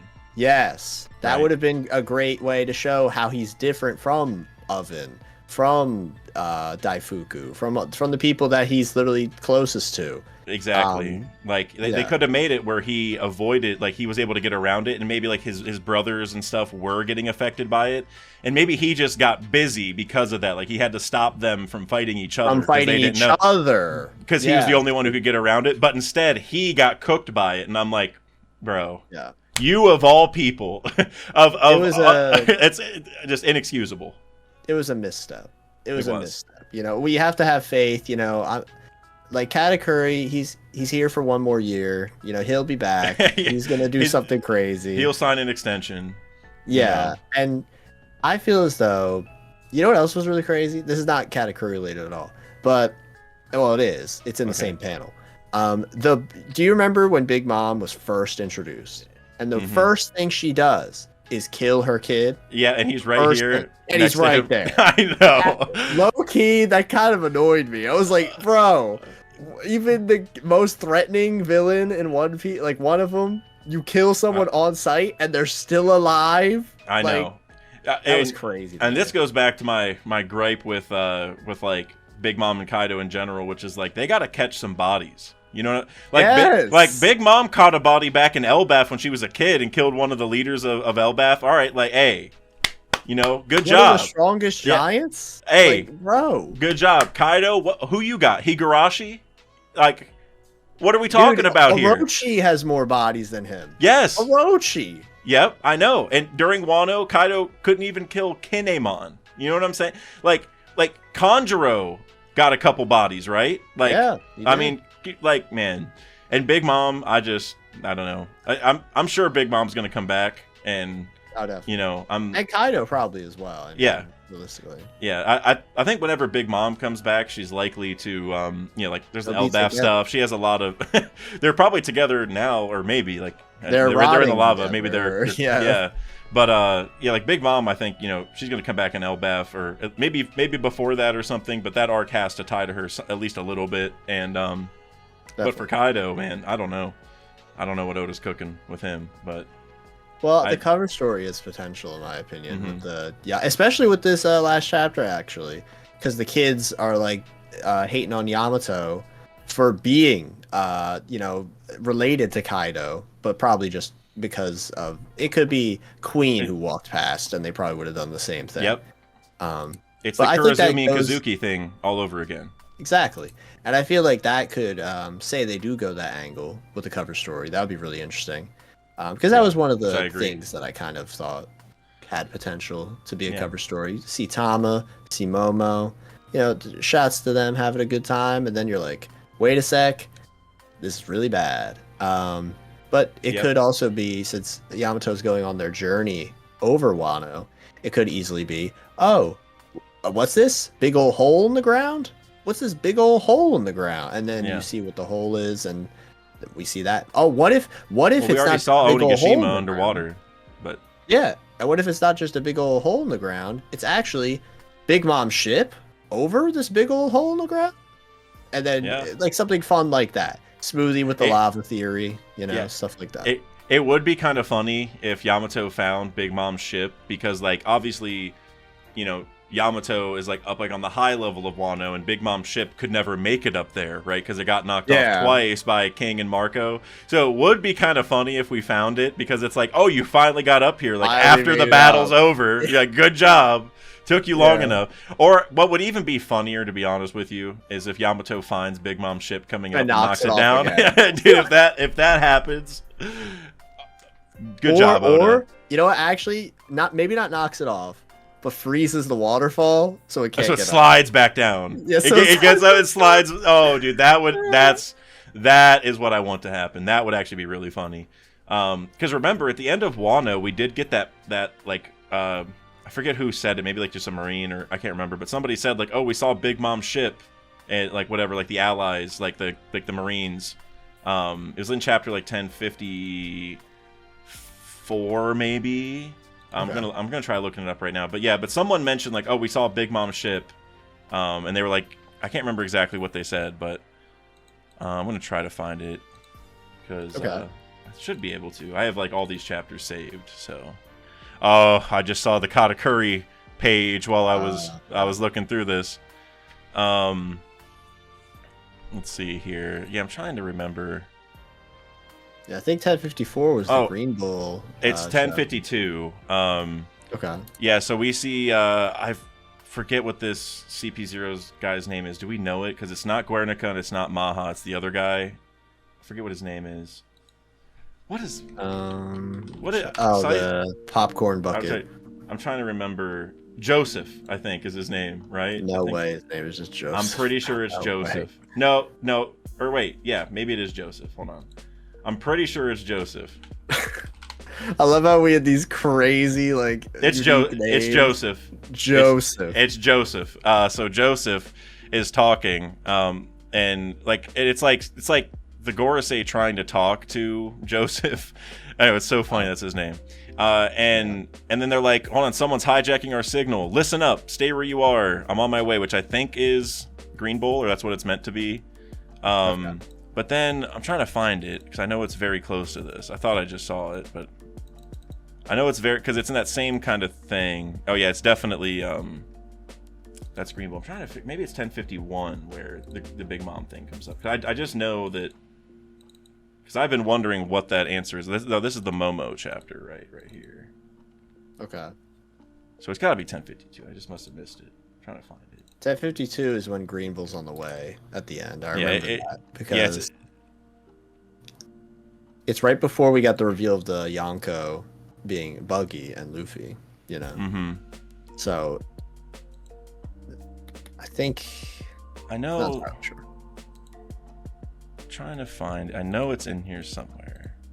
I have found the panel for a video several times, and I'm mad I can't just. I usually know exactly what page it's on, or like or what chapter it is, but. Oh, that was I didn't. Okay. Man, I by the way, I forgot that Apu has the numbers with him now. Oh yeah, he's working with them at the end, yeah. Because he was working with the one in the raid. Forget which one because there were so many. But he was the one that led them to Wano. Remember with the music, so it makes sense that he would stay working with them. Yeah, true. That's like a power up for them. You know what I'm saying? Like they're stronger now. Like that's a pretty big upgrade, even though they were kind of disappointing. Absolutely, probably the worst showing of the Supernova in Wano. Probably, like think about it realistically, he didn't really have a fight outside of the clash with Zoro and Drake. I mean, literally, I don't think he had a fight. He fought Drake. Yeah, like very briefly, I think, but then they fought together. I think, right? Because they fought CP0. No, I mean they fought CP. That's what I'm saying. Yeah. But all he had to do was have Apu fight Brook. That's all he had to do. That would have been elite. That would have been elite. And honestly, because like I get Apu's like a supernova, so it's kind of like higher. It would have made Brook look too high tier and Apu look too low tier. Exactly. So I would have been okay if they just had like a stalemate where it was like almost specifically the music part of it. Yeah. And like, you know what I mean? Like they just held each other off. They're holding each. Yeah. Kind of like Raizo and Fukurokuju. Yep. The ear clacker. Yep. Yeah. Okay, so I found the panel that I was looking for earlier. It took me so long to find, but I did find it with the Big Mom Pirates mention. Okay. I don't know what chapter this is, but I just know it has Morgan, so I should just look for him. But he says Cypher Pole's transmission from Wano broke off right after they spotted Big Mom's ship. So Cypher Pole found Big Mom's ship, and then he didn't know what happened after that, basically. So we know that Big Mom's ship had some altercation with CP0, apparently. Okay. And so I guess that just leaves the question of like, did they leave without getting Big Mom? Did they fight them because they weren't going to leave until they found Big Mom? Like, did they win and then they went back up to Wano? Like, it's hard to kind of break that down. There's a lot of mystery to the thing as well, because think about it, Shanks shows up after that as well with because if this is this chapter before Shanks shows up? I think so. I gotta find what chapter this is. Like, I hate whenever I Google, because like if I can't find it, like if I can't find the panel myself looking through the chapters, I just will Google what I'm looking for, and sometimes it'll be in the images, which is how I found it. I just don't know what chapter it is. It's Morgan's talking about the news though, which is like 10. Probably 1053 revealed. Luffy, Buggy, or Yonko, so it could be right before the reveal of that? It's first page of 1053. I found it. Yeah. Okay. Yeah, because it's where like the new bounty posters are printed, and we have Big News Morgan's saying like, "What a mystifying appearance! It's time to spread this around the globe." And then he says, "Cypher Pole's transmission from Wano broke off right after they spotted Big Mom's ship." Okay. And then he also says, which I just love Morgan's. I mean, who doesn't love One Morgan's? of the goats. The gears of the world won't stop turning. I won't let their propaganda slide when the real story is this thrilling. It's like a live show. I can't get enough. And I gotta say, that's actually a really cool line going back to what we were talking about with Vegapunk's broadcast.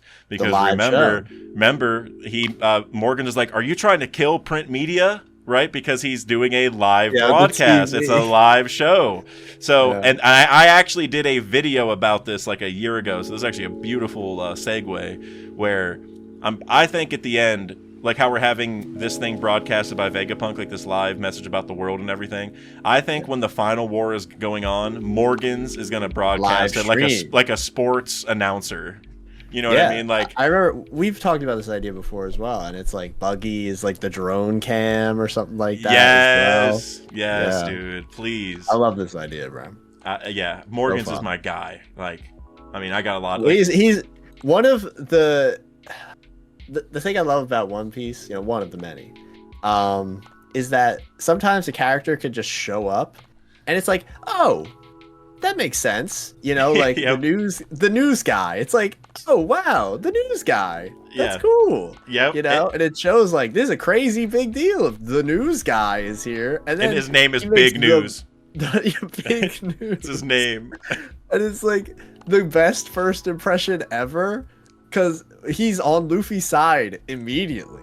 And we're just like, yeah, we're on your side. Yeah, it's just so fun. And I actually have a theory that like I have it recorded for a short, but I stopped doing shorts because it kind of hurt my channel. So I don't know if I'll release. I should put it on redacted. Honestly, should be the play.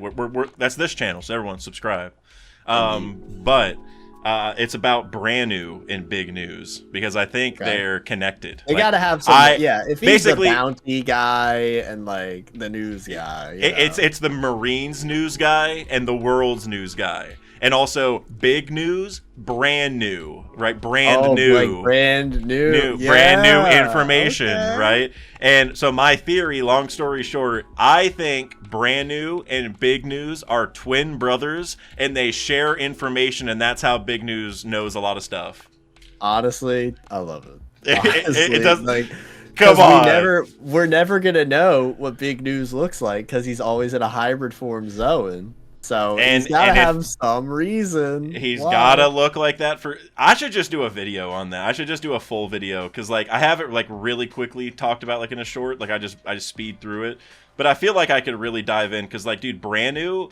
I mean, yeah, like you mentioned the bounty posters. He is like the bounty poster and like he's like He's like an instructor kind of guy. Like he tells the Marines what's up with the world as well. He communicates the dangerousness of pirates, basically, to the Marines. And then Morgan's does that to the world. Because Brand New is like, obviously the bounty posters do that, but even after Marineford, he was the one to go tell Sengoku, like, hey, all the level 6 prisoners got out and they're free. And we can't tell anyone, by the way. Because like they had to keep that secret. That lore. Hide the lore. And I think that's just cool because I'm sure if he is related to Big News or even if they're just like friends or allies, honestly, I think there's probably a lot of stuff that Big News has been like keeping, and I bet you Big News could even have his own like Vegapunk type moment at some point, you know. Absolutely. Like maybe not this crazy of one. This is all the stuff the world government made me hide or cover up in the past like year or so, like something crazy like that. They've been manipulating info this whole time, you know, like this and this actually happened. They already tried to kill him. That one Cypher Pole agent came through, and then that chump. He had the glowy blue eyes and body. Then he got one-shotted by my guy Morgan's.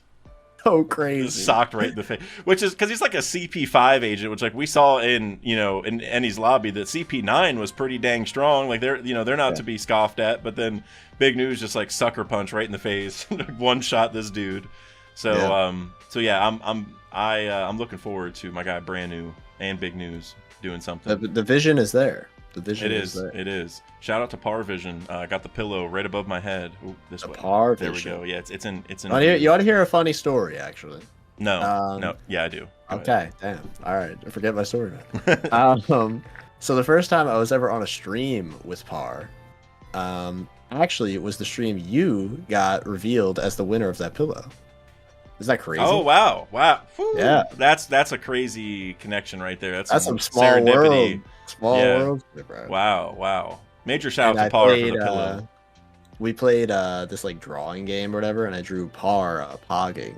He had a pog face. That I made. Oh, that's prime actually. Oh yeah, yeah. That's awesome. I think it's an emote in his server. I don't That's know good. if he has it still as the emote, but he did have it for a bit, so that's fun.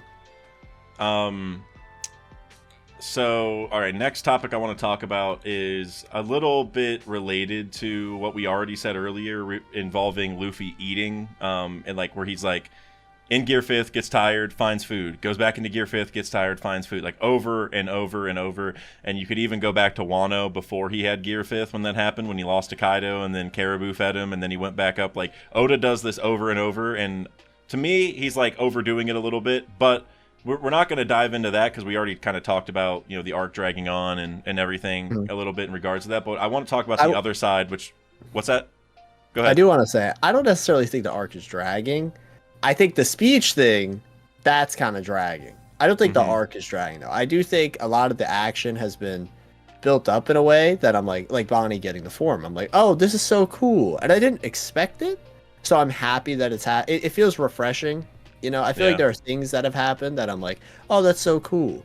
There are some things that I'm still like, and there have been stuff that's really been gripping me. Like, I actually really like the Stussy plot line that's happening right now. I find that's that one really of the best. That's hitting really hard, honestly. The Kaku, because because they didn't show the full thing, but you can infer what's going on in between the moments that we're hearing. You know what I mean? Like, you can tell there's a lot of like they're very conflicted about, like, they both understand both of their sides on this. Like, you can tell it's just like a very hard thing for them to both deal with.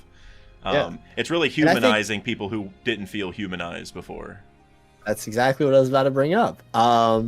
Because this all started with Lucci talked to the bird Gorosei, and it's like, I have to save Kaku, like save Kaku, and then he's like, I don't care about you insects or whatever. Yeah, we're exterminating the hive. We don't care about a single insect. Yeah, that was a great line. I remember that line. It actually was a fire. Mars is my favorite Gorosei now, by the way. Because it's like a fun little wordplay thing. Because think about it, they exterminating the hive. What is the pirate place called? Beehive. It's like they view pirates as insects, but then humans as insects. It's fun. Yeah. But that was a very humanizing moment for Lucci, you know, a very inhuman, cold, awful person. And then it's like, oh, he cares about Kaku. He cares about people in general? Yeah. That's weird. And then Kaku cares about Stussy, and Stussy feels bad. It's like, I want to die. It's like, and I also think the Stussy thing is really fun because it's almost like a parallel to Monet's arc in Punk Hazard, with her wanting to sacrifice herself to appease her leader, which is Vegapunk, Caesar Clown, respectively. Well, not Caesar, Doflamingo. So that's really fun. I don't know, I really enjoyed that as well. It's a really good way to have the arcs have that parallel stuff. Smoker even showed up recently. That's another Punk Hazard fun little nod. But overall, I really like that plot line. It's super genuine and very emotional for characters I didn't really expect. And it's, you know, and I feel like the same could be said for like Bonnie and Kuma, who are characters I definitely liked a lot before going into this. But they are like by far the emotional core of the entire arc. So having more stuff with them is great because we probably won't see these guys for a really long time. I hope we do. With Bonnie being on the ship to Elbaf, I would love to see them continue on the journey with us, kind of like Law or Kinemon or however. Yeah. But well, I have several things to say to what you just said, and I actually just marked them down on this note thing because I'm going to get back to that because I'm going to get through this last topic real quick, and then we're going to get into a lot of predictions, and that's where I want to dive into like 4 different things you just said. Awesome. Because in my head, I was like, all right, if I start talking about that now, that's just, we're never getting back to on the last thing I want to talk about. So, because the predictions, we can go until we just can't go anymore. You know what I mean? Predictions for the future is easy to talk about, but I feel like realistically, like Egghead, we're almost out of here. We're almost any out chapter of here. now. You know? But all right, so the thing real quick that I just want to talk about is building off of the dragging of the arc, but specifically in regards to what I was saying with like Luffy eating, going back into Gear 5th, and just the importance of food in that regard, because Bonnie also eats food, right? She's the glutton. So for her to end up being like the second person we've seen in Gear 5th, or the Nika form, whatever it technically is in this regard, I think that hits pretty hard. And so we talked about this a little bit before the stream, but in this arc, in this chapter in 1119, when Bonnie went out of Gear 5th, she said, "Being free is tiring." Right? And I thought that hits really hard, because we see with Luffy that it is tiring to be in Gear 5th, which is supposedly being the most free. And we've seen in a lot of places in One Piece that people are starving, and that tends to be something that Luffy cares about a lot, because he likes eating. We saw with Tama, like he fed Tama, and he told Kaido, like, I want to make a world where all my friends can eat as much as they want. And that just, I feel like that hits really hard. And there was someone that I wanted to shout out from my stream, and I thought I had Kush Daddy, my guy, Kush Daddy, one of the best names on YouTube. That's crazy. He's always in the chat. Always, he always asks me, like, he gives me like 2 music, like songs or artists, and I have to choose between. Like, that's always his like first super chat. Like this week was Backstreet Boys or NSYNC, for example.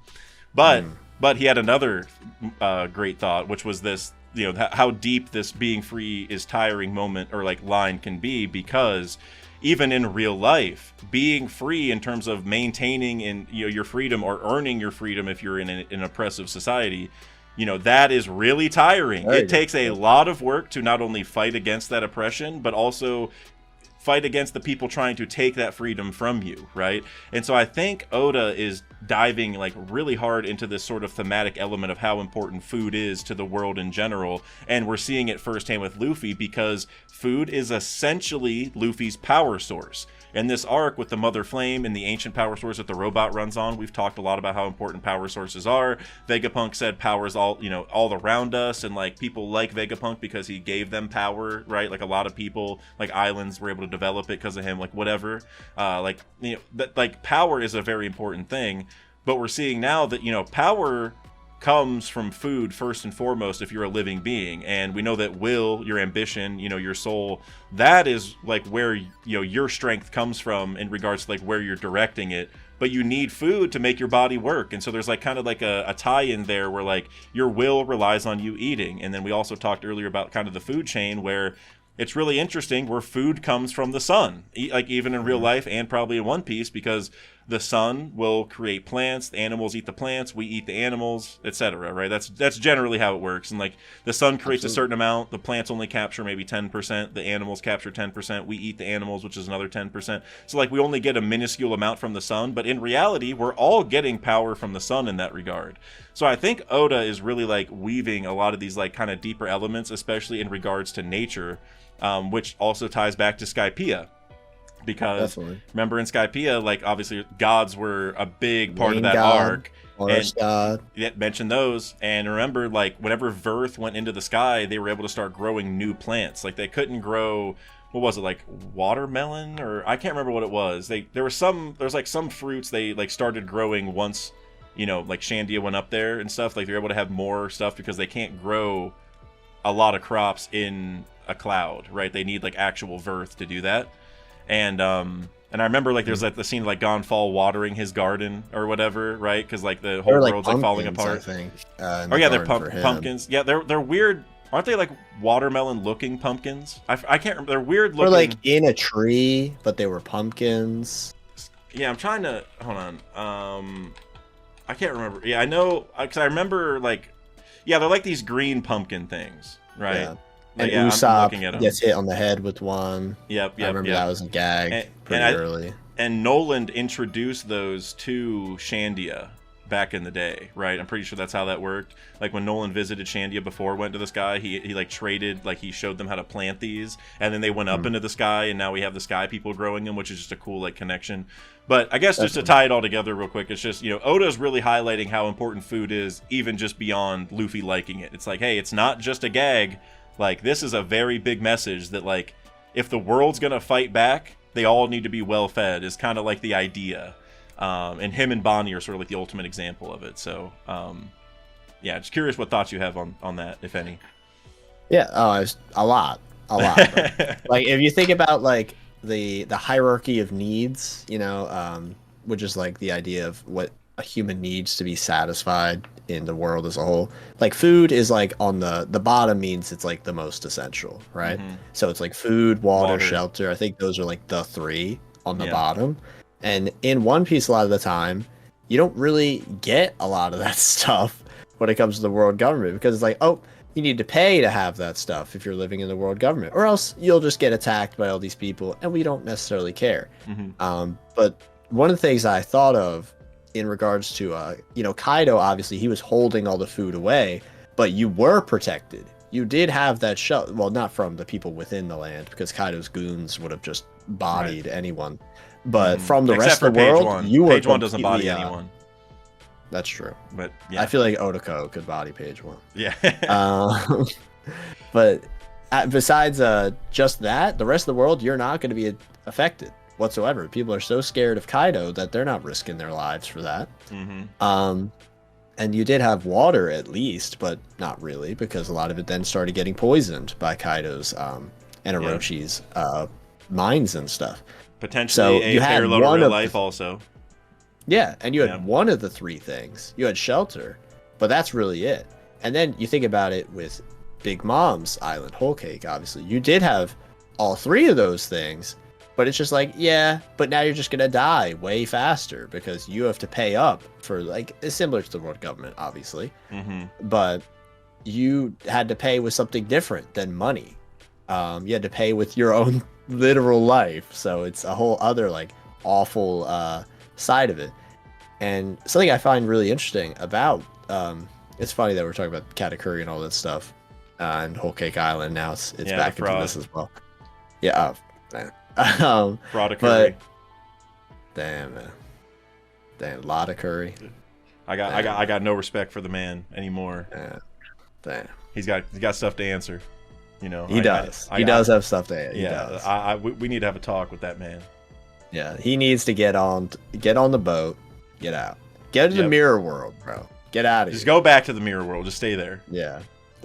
Wait, he could go to the mirror world and probably just be at Beehive Island. Okay, you know what? Now, you see what I'm saying. You shouldn't have said that. Now I'm even I didn't even think of that. He could have teleported. He could have teleported. I didn't even think about that. What if he's teleporting onto the ship? Well, Pudding's not on the ship anymore. Yeah, she's like in a cell now. Or yeah. Well, no, because she was still on the ship at Winter Island. She was in a cell on the ship at Winter Island, so we haven't actually seen her in a cell. So she is on the ship. Yeah, so she could. Yeah, so that's even more inexcusable. We can pray, man. We can pray. He'll do something. But what's it? Sorry. The idea of food being so important, and you're in a place filled with food. You'll be able to live forever as long as you live here. But actually, you're living here. Your life is going to be way faster spent because you're living in this place that looks so great. It's actually awful. And place with food everywhere, but you got to give up part of your soul. Exactly. You'll be able to live as happily, quote unquote, as you want. You just get possibly attacked by your own leader, and you give up your life every second. So a lot of the places in the One Piece world are so awful because it shows a place that could be so great, but it's actually the complete opposite, and it's horrible, and it's just the worst of so many evils. And I feel like, the real world is like that at the end of the day. There are places that are so amazing to so many people, but in reality, they do stuff that's bad to other places. They treat the people within the places bad. Like, something I find really interesting is that a lot of people say, like, Sweden, right? This is one of the happiest countries in the entire world. People love living here. But within Sweden, there's hundreds of people that are living in poverty because of gun violence and stuff. It's a really bad situation that's happening in this place that overall is good. But to the rest of the world, that is still a really great place, obviously. Because there's so many people who are even lower on the rung because of how much people have misused their people. And when you think about it, the world could be so much better if we all just work to lift each other up versus saying, oh, we don't need to worry about them. They're too low in comparison. And stuff like that is so true in One Piece, because think about the people in the Flower Capital. They were completely fine. They had no worries about any of the people in the Bisu town. They had nowhere. They could have helped them at any time. They could have helped them, but they chose not to. Yeah. They specifically chose not to because Kaido would have persecuted them for doing so. And what that goes to what Bonnie was saying. Being free is tiring because it would have been something so easy to help these people, but they chose not to because they were worried about being persecuted by someone. But if they felt free to do so, which they were free to do so, until, you know, someone came in and did something bad to them as a result. And Luffy is the liberator guy. You know, he's the guy who inspires people. He's the guy who pushes people to be not only who they are, but live however they want, follow their dreams, all that jazz, right? Yep. So Luffy being this guy, you know, pushing himself to the furthest limit possible, it shows that he not only cares, but with this ability, him going absolutely insane, doing anything possible, and then turning into this decrepit, old man looking thing. He looks like someone who would have lived in Wano. He genuinely does. Like in a beast. He looks like Hody after he was done using the drugs. You know what I mean? Yeah, no, like he looks completely drained. He looks like Higurashi. Like, yeah, he really does look like. It's crazy cheeks. How I think Higurashi took the steroids or something. Honestly, that's like how crazy, you know, she looks. But yeah, she's messed up, man. She's messed up. Yeah. But yeah, I really like the idea of the food chain thing as well, with you mentioning that, because it is very true. You know, the sun feeds the plants, animals, the bacteria also, you know, feeds the plants and animals and stuff. But here's what I love about it, right? You mentioned that everything essentially is powered by the sun. And what eventually does happen to everyone in the world is that they die, and then the bacteria takes them, that feeds the plants, and a cycle continues on and on. But you know who that doesn't affect? People who don't die, like Emu.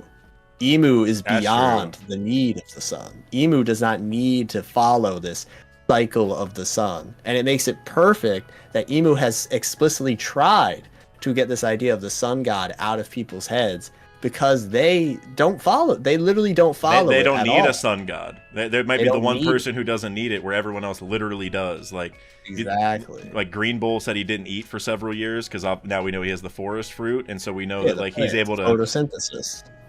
And I wonder if there's something we can read into there in regards to Emu. Like, not that we have confirmation that Emu doesn't eat or anything, but you know, with this mystery of like, is the Sunlight Tree Eve up in Marijua? Like, is the top of it up there? Because obviously it goes straight down to Fishman Island, and with the Sunlight Tree like emitting sunlight through the day, there's just like a big sun connection in general right there with Emu potentially.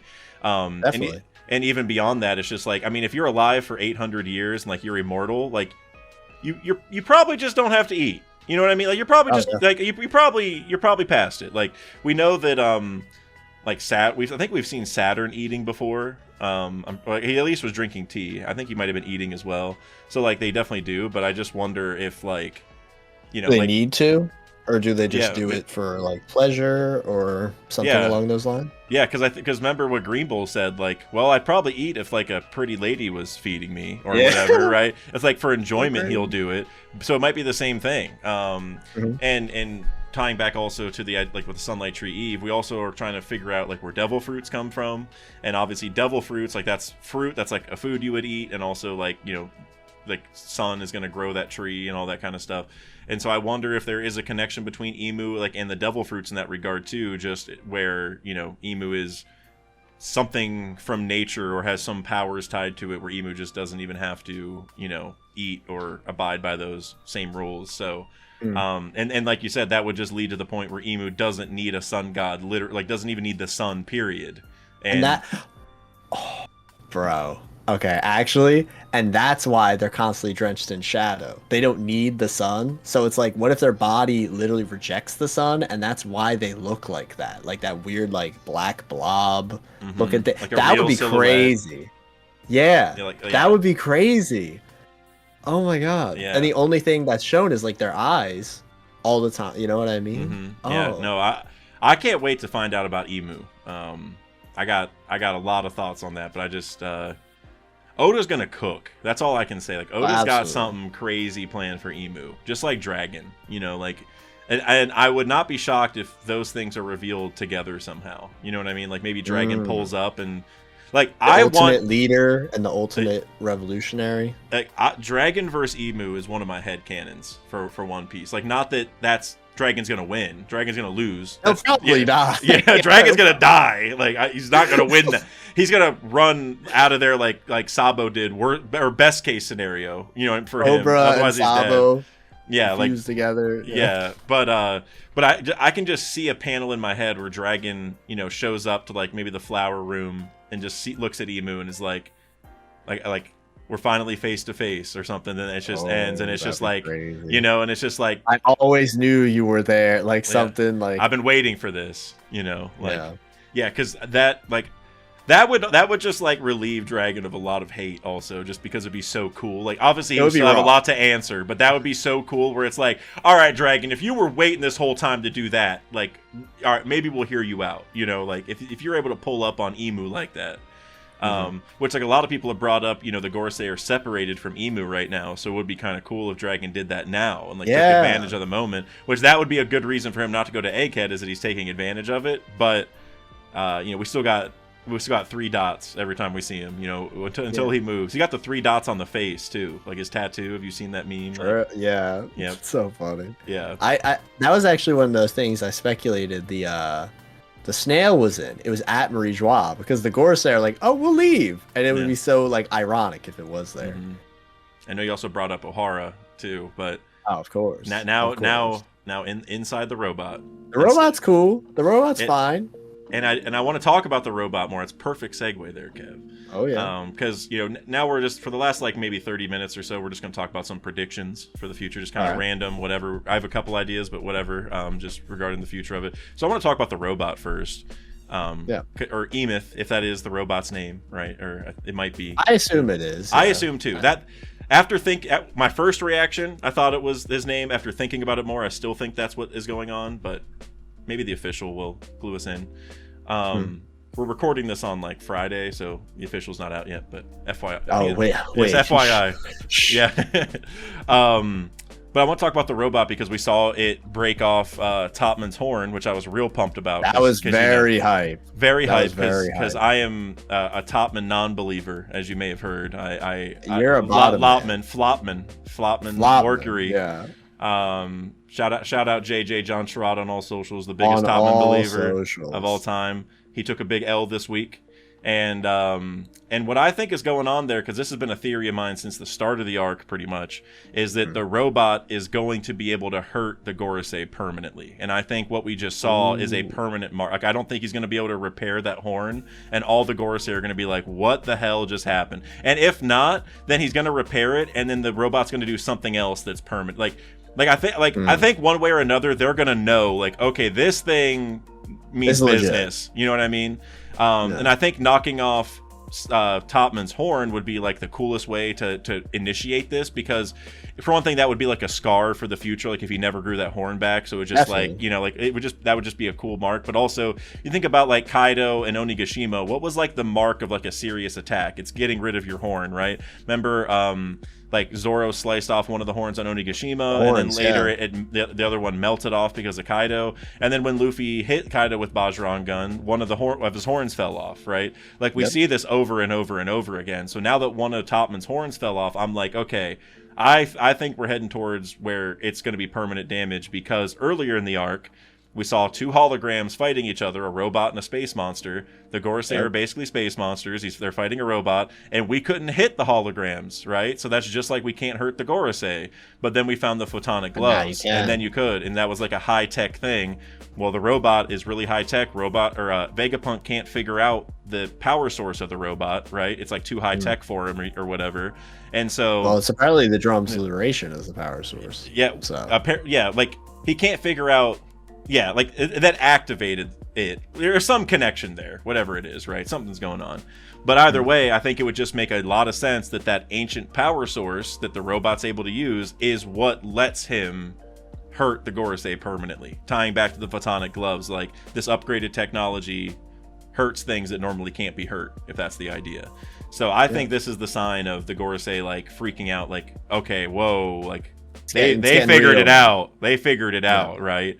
So, what's your thoughts on where the robot's going in general and all that? So definitely Frankie stuff. Definitely. Yes. It's like if this robot character is showing up and Frankie and Sanji are seeing this. They are right there. Well, obviously the robot's gargantuan, but still, Yeah. they are right in front of it. Like they see it. So Frankie's probably gonna have some fanboy moment. Because he didn't see it before. It was just Luffy, Bonnie, Yeah. Jinbei, and Chopper. They were the only Well, ones he who saw it on the before. camera though, because like remember he was like Oh, in the did? control room with like Vegapunk, or they were in the control room with Shaka, like, and they were like looking at the camera. He didn't see it activate. He didn't see it activate. Yeah, he didn't right? see it activate, and he didn't see it like in person yet. Like he heard about like what the robot did 200 years ago. Like that, like those are two separate things. Like Shaka and that group talked about what the robot did 200 years ago, I think, and then they saw it. And then they saw it Vegapunk. exactly. Vegapunk was like there with Luffy talking about it like separately, but yeah. But yeah, I definitely think that's something Frankie could do. You know, seeing this robot, he's like, oh, the Frankie Shogun's gonna be. We gotta do this, you know, or even the Sunny Mech idea that a lot of people have thrown around. It could be this, which would be great as well. The robot also, just to me, has potential for being like Elbaf lore. It's such a giant thing, you know, it easily could lead to that. It also had horns as well, and all the giants have like horns on their helmets, so that could be fun like a as Viking well. Thing, yeah. Yeah. Outside of that though, the permanent damage thing I find interesting. I think it has to be made of like not sea stone, because obviously it's not sea stone because it's not affecting sea stone doesn't affect them. Maybe it's something even crazier, or maybe there's like something running through it that allows it to do so. Like the photonic gloves, I'm imagining its hands have the ancient power source running through the gloves, so whenever he punches them, it's like I don't know what that ancient power source is. Like my guess is it's like will, or like Parvision had a video where he talked about like love, which I think he and I view that the same way, where it's like the fist of love. It's like Garp. It's like your core meaning, like the thing that matters to you the most. That's like your, you know, like Kuma was operating without even being conscious. Like he wasn't supposed to be alive or a robot at that point, right? He was supposed to be like a vegetable, but he was still moving. I think the way that Kuma was moving back then was because he like unlocked the ancient power source. Like I think Vegapunk like sleptwalked, whatever I don't know what the past tense, whatever it is, into this by like creating this Kuma thing where like if you turn a living being like a human into a robot, so now it's a robot running on a human will, like a human soul is technically the power source of this robotic thing. That is essentially what the robot is, like the ancient robot, right? It's like that's because then you're making a robot running on like the 21 grams of soul or whatever that Vegapunk talked about. That's like kind of how I view it. And so I think Vegapunk accidentally made that with Kuma, and he doesn't really understand it yet. But I think with what the ancient robot's doing right now, that's like a perfected version of it. And so just like the photonic gloves, I'm imagining his gloves have like something running through it that's like a, you know, like it's probably his will, but it's mechanized, you know, in a you know entity like this. And so I think every punch that he does is like a special thing that the Gorosei are like, oh dang, okay, like that's, I don't know how he figured that out. That's really interesting that we're connecting the photonic glove thing, which is like a light based thing, to like will, because obviously if you think about like a light based thing, you know what else is a big old light? The sun. Right? So that's a really fun connective tissue there. But the will thing I really like, because I didn't think about it with this robot. But with Kuma, it's like he was a human, he was alive, but something is like calling out to him, even though he shouldn't be able to do anything. And I found that stuff immensely compelling when that was coming out weekly. Like I ate that up. I ate that up so much, because it reminded me of like what Moria did to a lot of people. Like they still had that will in them, like Ryuma obviously had his will within him, you know. Shouts to the goat, Sindri, you know, she had her will within her, and then killed Hogback by not helping him, which was so cool. And I love stuff like that. And Hogback's the guy who figured out the 21 grams of soul. Exactly. Or we can presume, we don't perfect. It's not confirmed, but Doctor from the West Blue. It's gonna be him. Yeah. If it's not him, I don't know what Oda's doing, basically. Yeah, exactly. And Moria even showed up in this arc as well, with Perona showing up to Black Moose Island. Yeah, he was mentioned. He was involved. Yeah. Yeah. And I don't know. So True. True. S Gecko as well. True. My favorite Seraphim. So having a lot of this stuff be brought up has been so interesting to me because it kind of shows like what is will. Like it's like a lingering thing, you know, and that's why the will of D. You inherit it. Even when you die, you don't die. Sorry to cut you off. Exactly. Yeah. No, it's totally fine. You're spit. So it just makes sense. And I don't know. I love this kind of stuff because it even shows like Joy Boy's will, which is crazy old. You know, crazy old. Like Zunisha still carries it. And I guess Emeth. I still have no idea how to pronounce it. Yeah. He's carried it as well. Will of D. Yeah. We're talking about the fact that the will of D speech is coming from within this robot, which carries the will of Joy Boy as well. That's also really fun. Maybe there's a connective tissue between them then as well. Yeah. Joy Boy's will and the will of D. That could be crazy. I love that you said that. Yeah. So I don't think I even told you this, Kev. But the video that this is attached to, I think you know how my redacted videos work. Like I do like a main channel video, and then the redacted video is like attached. Like I mentioned at the end. Yeah, it's like a combo. It's Good Mythical Morning, Good Mythical Morning, Good Mythical More, right? Oh yeah. But who's Rhett and who's Link? Yeah, like out of us, like who's Rhett and who's Link? Well, see, the other guest changes every time, so you know, so it's hard to choose. I'm Stevie. I'm Stevie, and you're Rhett and Link. Yeah. You're Chase. You're Chase. I got Rhett's hair and Link's glasses. Yeah. You see, you're both. Yeah, exactly. Which can be good or bad depending how you look at it. But yeah.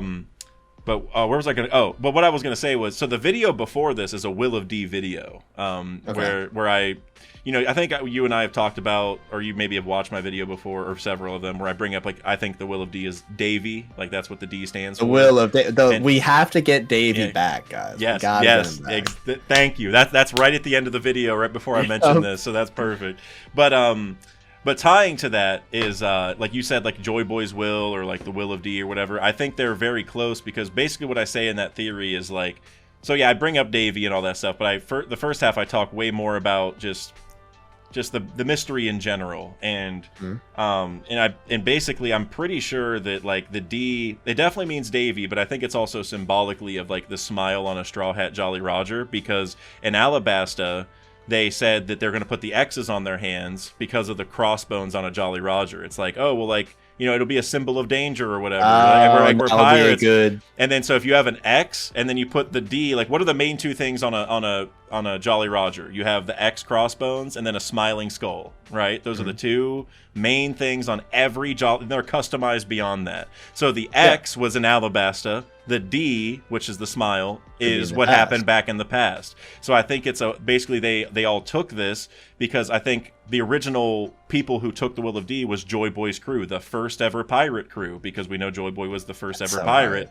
And so the Will of D is just like, you know, how Brooke's crew all died, but, you know, Brooke came back. They all died, but they had the same will. They all had the same exact goal of going back to Laboon. And they all put their faith in Brooke to be like, hey, you're going to come back from life and carry out this will for us and do this. I think the Will of D is like all these things combined. It's just like, it's this, like going back to the first pirate crew and how like the D could be like the smile. It's just like, we're carrying that thing forward. And Roger smiled, you know, the face of death. Odin did, Luffy did in Logtown. Yeah, basically, yeah, you were cooking earlier because my video talked a lot about that too. Like I think, like whatever the Will of D is, that was just the shared goal of that group back then. And like I said with Davey, like, you know, that I led the whole video up to that. Then the last like couple minutes, I'm just like, all right. And so you guys have probably heard this, but it's all to get, because also they said that the war hasn't ended. Right? It's 800 years. That was great.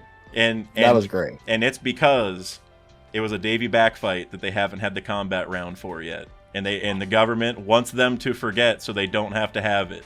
Because, like, the honor part of it all, it's like, if you forget, then we're good. You know what I mean? Then we don't have to do it. But if you remember, like, it was just, it's a whole different ball game, kind of, that, like, oh, you're, like, that whole mission. And so maybe Luffy versus Emu is the combat round to get Davey back that they, you know, haven't had yet. And that's Joy Boy promising. Because, like basically, what if it was about to be Emu versus Joy Boy for, like, the world or for Davey, and Joy Boy got killed by someone else or they sabotaged it or whatever, so they haven't had that round yet, and now Luffy's about to make up for it. So here's what I'm thinking, right? What if it's even further than that? Because no joke, I actually rewatched the Davy Bag fight Oh, like really? yesterday. Yeah, Wow. not even for this. It was just I Wow. just did, right? And Serendipity. there was also this like filler arc right after, Yeah. and it had all the Straw Hats get amnesia, and I kind of loved it. It was really weird. But Yeah. The um, in the fight, obviously the first one, because in the anime they have two Davy Bag fights. It's crazy. Yeah, they have rounds that don't actually exist. Yeah. Um, so basically, Nami's telling Luffy like, "Oh, just pick Foxy," and then the whole Foxy's whole crew is like, "Oh, you don't do that. You don't do that. You'll be a peanut. You'll be a peanut." And it's just like, what if that's what they did? They like picked Joy Boy, and then they killed Joy Boy after they picked him. That's what I thought immediately, because he was like the captain. I love that. Yeah. I'm not.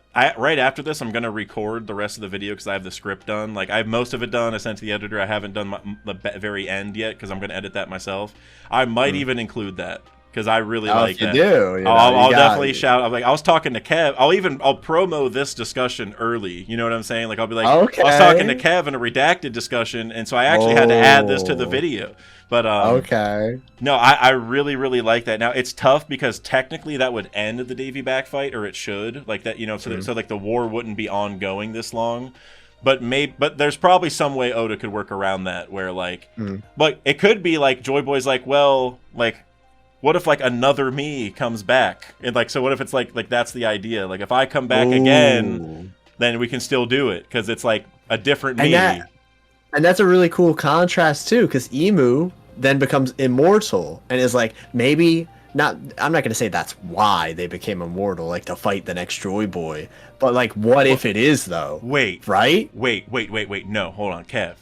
What if Joy Boy got taken onto Emu's crew in the Davy Back fight, and then because Joy Boy was now a crewmate of Emu made Joy Boy do the immortality surgery with the op fruit because maybe they have some way of transferring the fruits around or whatever, or it could be personality swap. Because like if you, for instance, I was talking about this in the Discord, and this is like the perfect segue. I'm actually going to go in the Discord after this and mention to these same people that we just talked about this because it's crazy. Okay. But so if Law were to use the personality swap with like where he swapped his personality into somebody else's body, he's cooked, right? He can't swap back. He needs the person who went into his body because he doesn't have the fruit anymore, right? Like whatever personality goes into the body, you keep that fruit.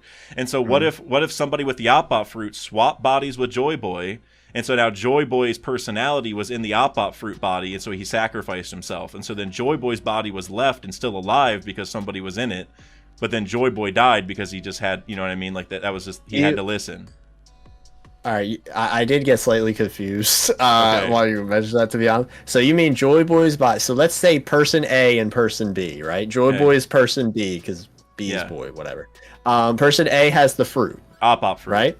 Yeah, and then they swap to the others. But Joy Boy doesn't know how to use the op fruit. And so he's like, he's gone, basically. Is that what you're kind of saying? Well, no, he would be in the body of the op fruit user, so he would now have the op fruit, basically, right? Yeah, and he would use the surgery on someone else, and then that would kill him. It would kill him in that body. So then Joy Boy's will is done. He's dead there. But then Joy Boy's body, whoever went into his body, is still alive. And then this goes back to the reassemble Joy Boy theory, where we talked about, if you know that from with me and Randy Troy. Of course. Yeah. So, and I guess for everyone, the summary of that is basically like, what if Joy Boy's body is the poneglyphs? Like he was turned to stone. He was like tattooed or whatever, the message onto his body, and then Lily spread them around. And that's where this ties in, where if Joy Boy's body was around but not Joy Boy, and we go to like this Lily blunder thing, what if like Lily, because Lily was probably a part of Emu's crew in that regard, because like they were part of the 20 Kings or whatever back then, right? And so what if Lily then somehow let Joy Boy's body, like I don't know how it all would have tied together in this regard, like there'd be some weird steps here, I'm not sure, but it could just be like you would have Joy Boy's body a part of Emu's crew, and then what if Lily just messed up and somehow that led to the poneglyphs?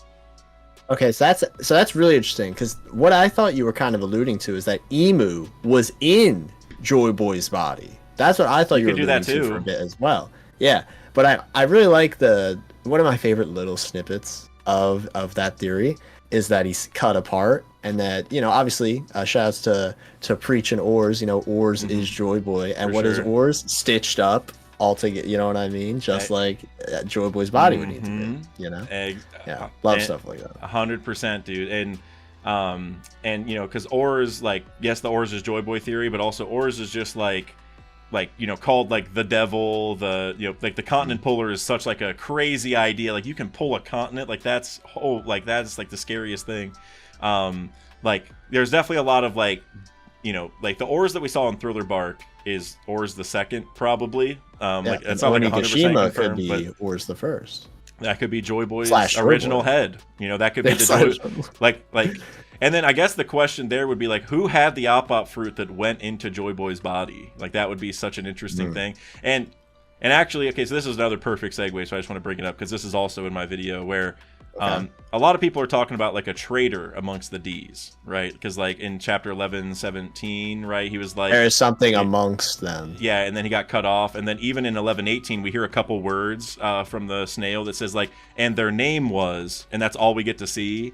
And then in 11:19, he immediately brings up, like, this, like this like something about a will, like this unbreakable thing. We can call it a will, whatever. So he's clearly talking about with it are like suffering because of this one person, probably. Yep, and he's basically talking about someone amidst the D's in some way. Like, that's what I'm, you know. And a lot of people think traitor, and so a lot of people, whenever they hear that, they immediately go to Blackbeard, right? Because obviously, like, he's evil and all that. But something I brought up in my video, which I already brought this up for a lot of reasons before we brought up this op fruit thing, which I now may have to add into the video also, maybe. But I brought up Law being the traitor in the D's, which is hard to believe. That'd be interesting because of the op, you know me. Yeah, op fruit. But also, I had 3 other reasons that I believed enough to mention it in the video as, like, I think it's him instead. Is one, his goal is to find out about the Will of D. That's, like, his number one thing. That's his dream. And so that Oda just tying him that close to it. Right, now. But also, even before he, like, officially said that, you know, we had an idea that he was close to the Will of D because of Corazon. Because remember, Corazon told him, like, the D's are the enemies of the gods, and then also Law told Doflamingo, like, the D's will bring a storm, right? And so, and Corazon and Doflamingo know about the D to some degree, at least that they're the enemies of the Celestial Dragons, because they were Celestial Dragons. And so that right there, just the fact Oda's tying him that closely would make me suspicious. But also, his secret name, Water. Well, I knew it. I was like, dude, someone has to come into that, you know? We still know nothing about it. What's the weakness of devil fruit users? Water. And so what is going to be the weakness of the D, which are the devils? Even if D doesn't mean devil, they're the enemies of the gods. Enemies of the gods are devils. Just that's the thematic setup here. And so having him have water and be the anti-D clan in that regard, because he's the weakness of the D's, perfect lineup. But the third reason, last one real quick, is just Law's a master planner. And he always scoffs at other people's plans. He never thinks anyone else's plans are good, right? He's always like, that's not going to work. You got to do this. As Kid and Law are so impulsive. Not Law.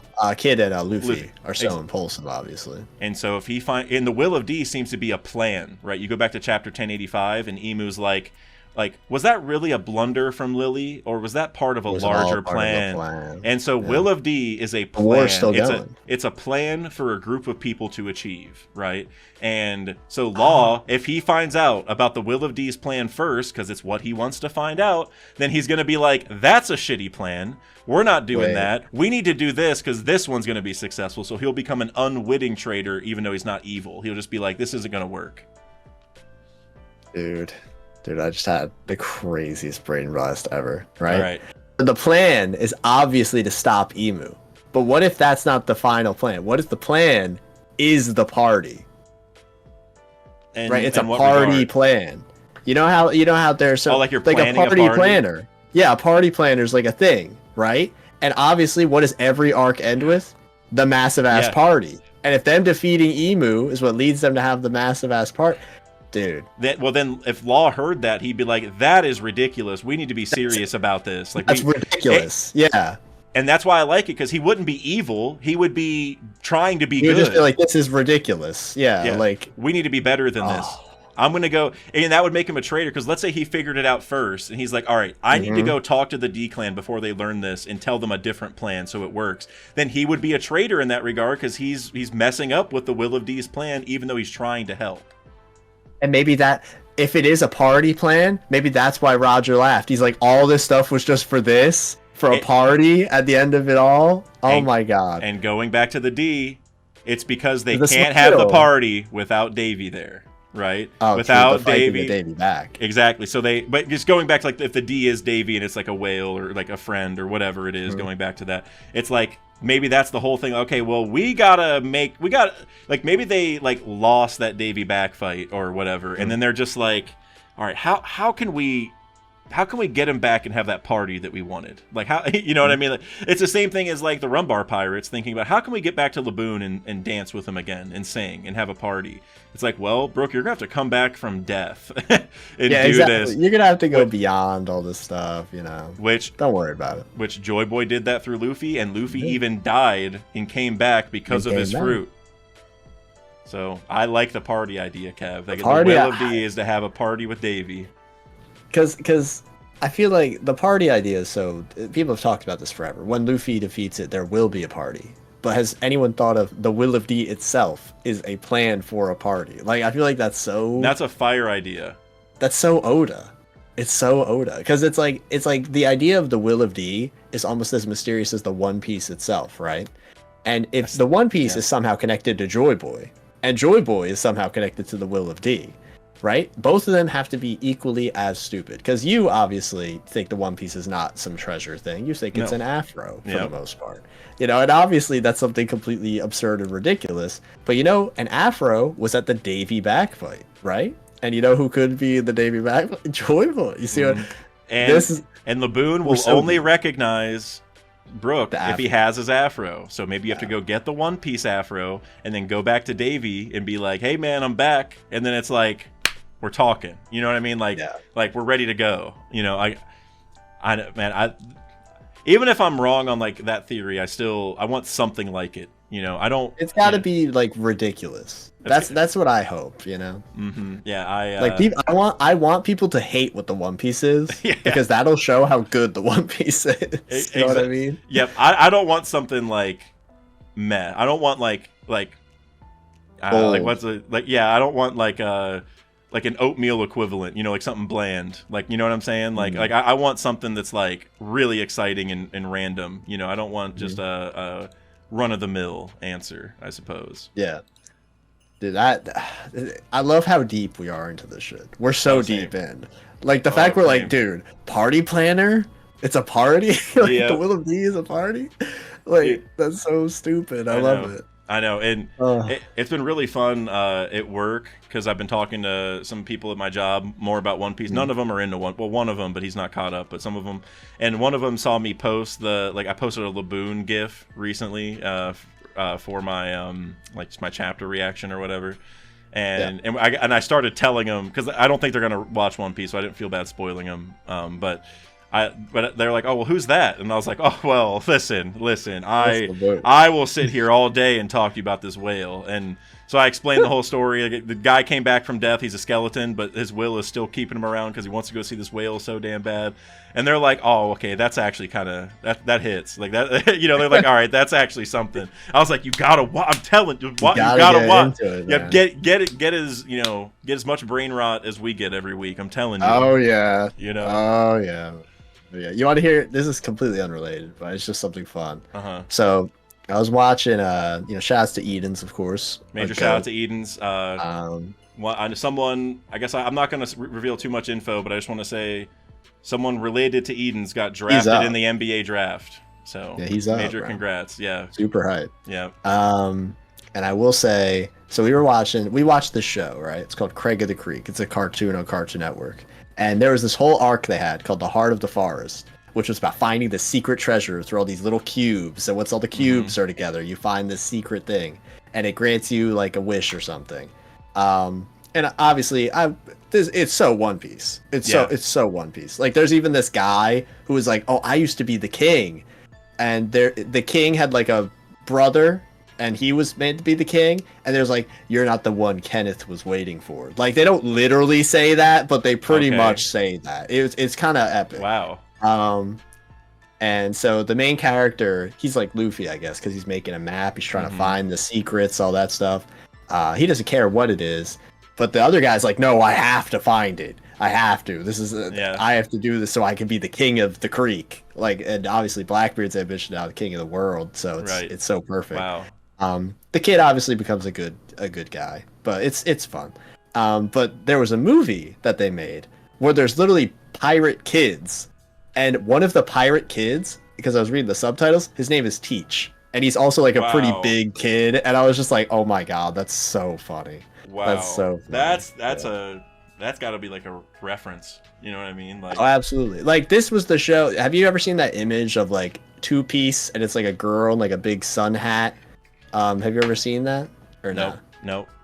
Well, that's from the show. Really? That's from the show. Yeah. Wow. The manga kids read Two Piece in the woods. So funny. That is pretty funny. Wow, I did not know that. It's a good show. Would recommend. It's a fun time. I will definitely add it to the list of recommendations that is ever growing, but will eventually start diminishing. Maybe not at the same rate that it's growing, but I'm gonna start getting through it. All right, a couple other topics I want to get through real quick, and then we're gonna wrap it up. Okay. First off, because you were talking about Stussy a lot, so I wanted to talk about Stussy's future and kind of the CP0 members' future a little bit, because obviously, like, we talk about the humanization of the CP0 a little bit here, right? Where like they are friends, they do care about one another, they actually have feelings, like at least towards each other, if not normal people, you know. But I will say, I really do not need a Lucci redemption arc in any way, shape, or form, and I do not want one. You know what I mean? Because he is just a bad dude. Like, if at the very, very, very end of the story, he ends up, like, you know, like stabbing Emu to like help Luffy in a final moment, like, okay, maybe that'd be so awesome. Like maybe like so awesome. Like, maybe that'll work because he's not really being good. He's just hating something more than the other side. You know what I'm saying? Yeah. But I really don't want, because Lucci and Kaku already teamed up with Luffy and Zoro, which I really didn't like, because Luffy and Zoro should know better. You know, they were enemies 2 seconds before that. They fought each other already in an arc, and then they just team up, and I'm just like, guys. And then right afterward, Lucci's like leaking stuff to the Gorosei or Kizaru technically in the Marines. Yeah. And they aren't like keeping an eye on him. Like, they just started fully trusting him. Like, didn't need to keep watching him. And I was just like, that's just silly in my mind. Yeah. I did enjoy them teaming up. I thought that was pretty fun. I feel like that was an unexpected thing to happen. Them not watching over them, though, that was pretty dumb. Yeah, like if they teamed up for 2 seconds and then they locked them up and put them both in a bubble, then it'd be one thing. But that's not. It's just. Yeah. It's like they actually trusted each other for a period of time, and I'm like, that should just not be happening under any circumstance. So I don't want a redemption arc. But with that being said, obviously Oda, you know, has a lot planned for them. Cypher Pole in general, I would say, because like, you know, they're like the government's direct Marines, if that makes sense, because the Marines are like a totally different thing, right? Like a Kainu's in charge, and they're like kind of a different entity, even though the government obviously has a lot of say there. But the Cypher Pole is like their direct force that's like right under them, you know what I'm saying? So they're obviously really important. Well, that's actually something really interesting to bring up, because now that the God Knights have been like revealed, they really are irrelevant in the grand scheme of things. Like, Cypher Pole is necessarily irrelevant. They were the Marines for the normal people. But now that we know there's something even higher than Cypher Pole, they aren't. We know they're not a big deal. Like, it's like how we think, oh my god, do you think Full Body's gonna come back? No. Like he was a big deal at the time. He's absolutely a joke now. And I feel like even imagine like any Cypher Pole outside of Zero showing up now. We would be like, are you serious? Yeah. Like, they got spat out last chapter. That's a really good point. They're literally falling from the sky. So for me, it's like they have to do something with these characters. I don't think we need Jabra or Khalifa. Yeah. Well, they're coming back. Well, we already saw them in the Revenant. They are back. That's what I mean. I don't think we need them to get a whole redemption arc. Yeah. Like, they don't need to leave or anything. They could, because I was kind of stretching it a bit where I said they had no humanity whatsoever. You know, obviously in the Water 7 cover story with them, they did care about each other. They did. They're like a pirate crew, actually, to be honest. Yeah, that's amazing segue. I kind of hope they do become their own group, and I don't know if they're gonna hunt down the world government. I think that's kind of insane. That would be awesome. But I hope they at least have something, because something I've realized, something I've thought of more and more as the arc has gone on is, do you remember when Vegapunk's speech relatively started? One of the Celestial Dragons, the first Celestial Dragon we actually ever meet in the whole story, that girl with like the beads under her eyes, she didn't even know what the Void Century was. She didn't know. Yeah. And that showed to me that not only are so many people like victims to this lack of information, but the Celestial Dragons even are themselves. They have no idea what's going on. They're kind of just there.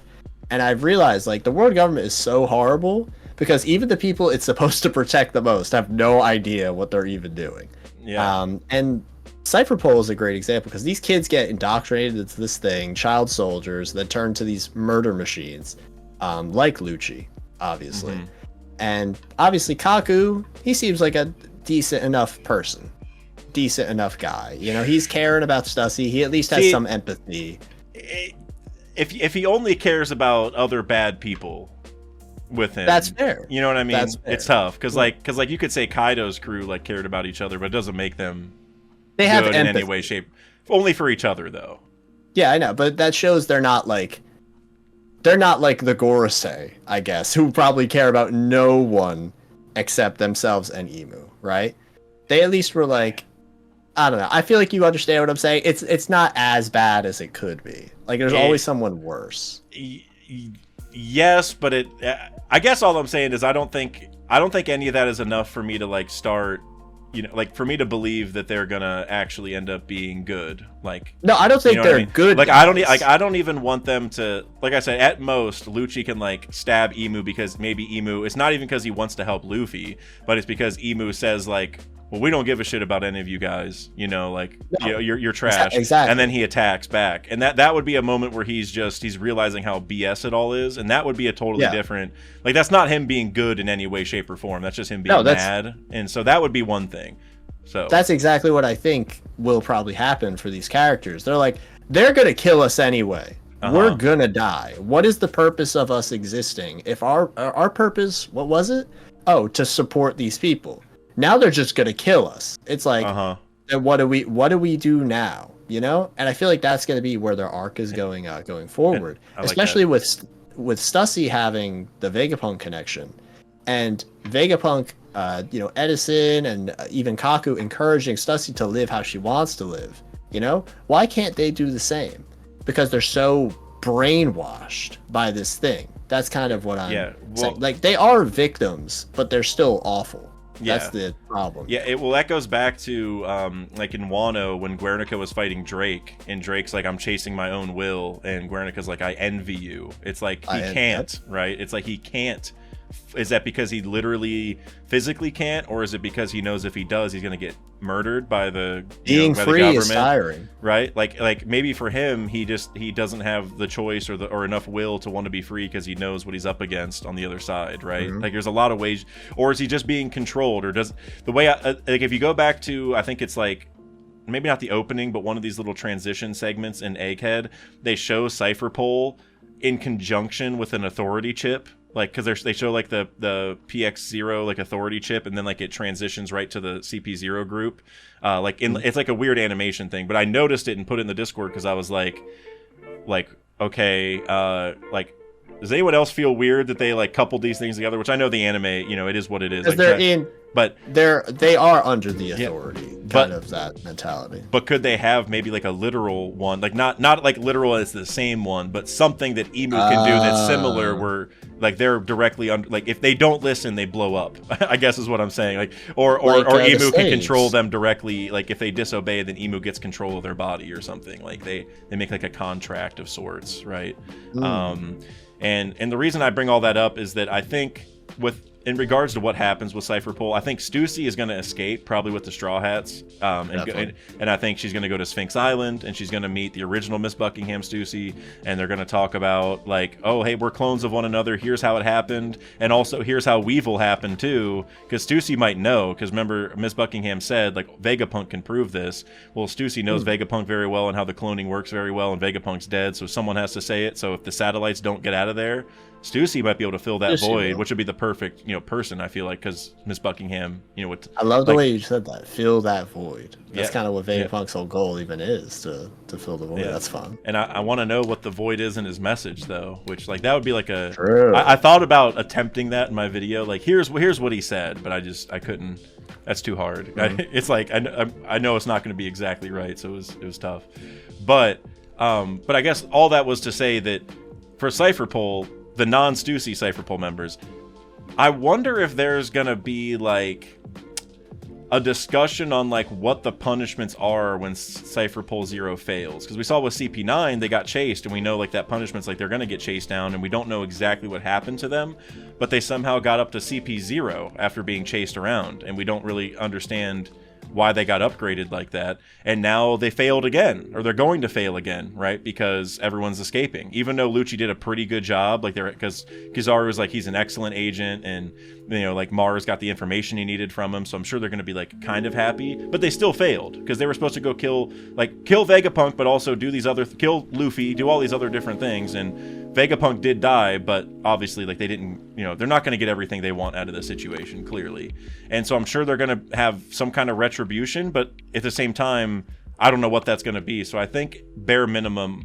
this Lucci and Kaku thing has to tie to how punishments work for failed Cypher Pole agents, or at least they're gonna have a discussion like normally we just kill you, but because XYZ, maybe we'll only do this. Like they'll at least segue into the discussion somehow.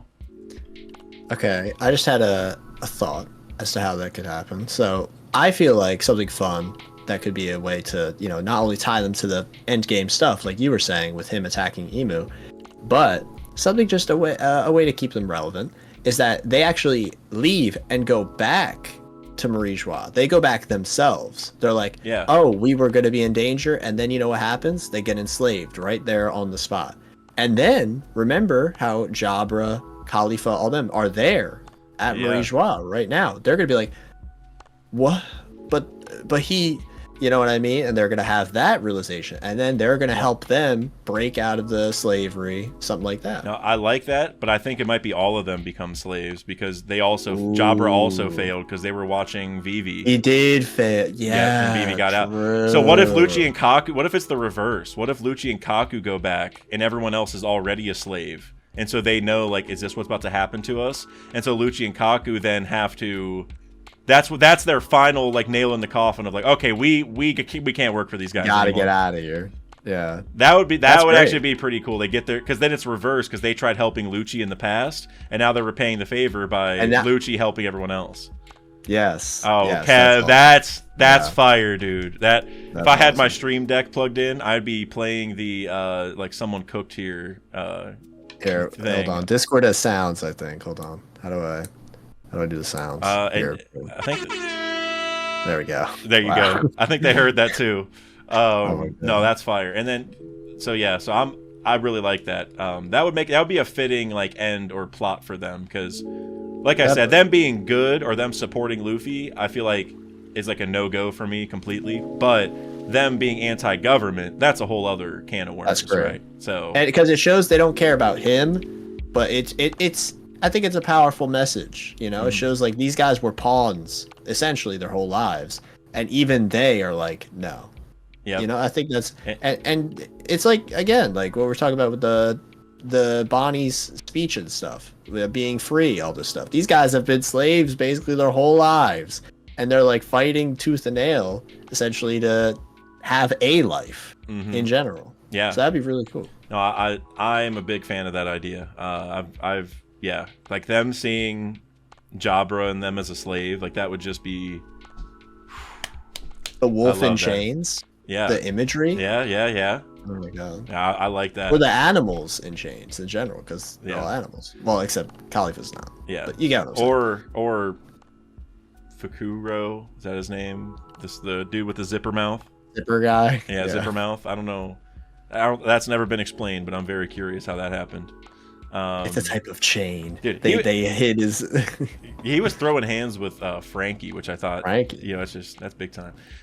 Last thing I want to talk about, it's kind of a random topic, but I was just curious because you mentioned Smoker very briefly earlier. I don't even remember the context, but whenever you said it, I was like, I should ask Kev about Smoker's package.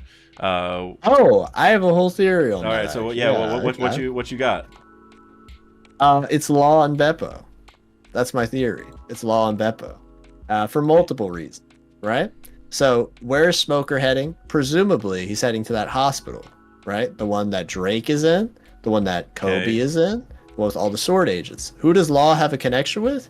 Kobe through the Rocky Port incident, Drake through Wano, and the many his flashback through the many times Law would be on a page and then Drake would be on a page the first time they this Laws and Sword type agenda type stuff. But obviously, you know what else Law is? A doctor, and he's going to where? A hospital. Oh, that's a fun little connective tissue there.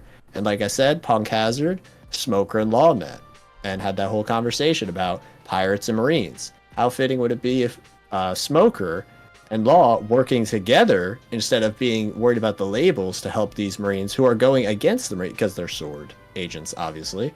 They don't really care about what it is. And Drake, obviously, a Marine pirate, he was both. So that's a lot of stuff there. And the reason that Law and Beppo would be in the box is obviously because they were just swimming on the way. But wouldn't they need to have been hidden in order to, get into a Marine base in the first place? So that makes sense as well, why they would be hidden there also. No, I think that's interesting, and every reason you said makes sense, but there's one issue with it, and that's in 11:17 we saw Beppo listening to the broadcast. Listening to the broadcast though. So how is he able to hear the podcast if he's in the box? I knew you were going to bring that up. Because remember that we've seen, even in Egghead, that there are some transponder snails that are really small. Really small. We've even seen Kobe use them to Drake when he was on Wano. And I'm thinking that Law obviously must have something like that if he's supposed to be this submersible thing. They can't have a big snail. They can't have that because it wouldn't even fit on the ship in the first place. Also, the ship was obviously just destroyed. So how would he be able to contact anyone? And here's the last nail in the coffin. I didn't even bring this up because I just wanted it for last. What is one of the most iconic scenes of Law in the entire story? It's when Law is put into a box by who? By Corazon, a Marine who possibly could be working for Sword since he was undercover as a pirate, just like Drake was. So that's interesting. I feel like the main, like I said, them hearing the message is still Oda could do what you said and just give them a snail that they're listening on, but I feel like because he set up this whole thing where everyone's rolling out the big ones, you know what I'm saying? It's just like Beppo shouldn't even know to tune in, I guess is what I'm saying. You know what I'm like it would make a lot more sense if they went to an island that was already playing it and they heard it, because how would he know? Because he's just swimming out in the middle of the ocean, like he would not have any idea that there's this thing coming, right? Thing going on. Because like we saw like the leaders of most of the countries like talk about setting up these snails originally, it took a while and everything.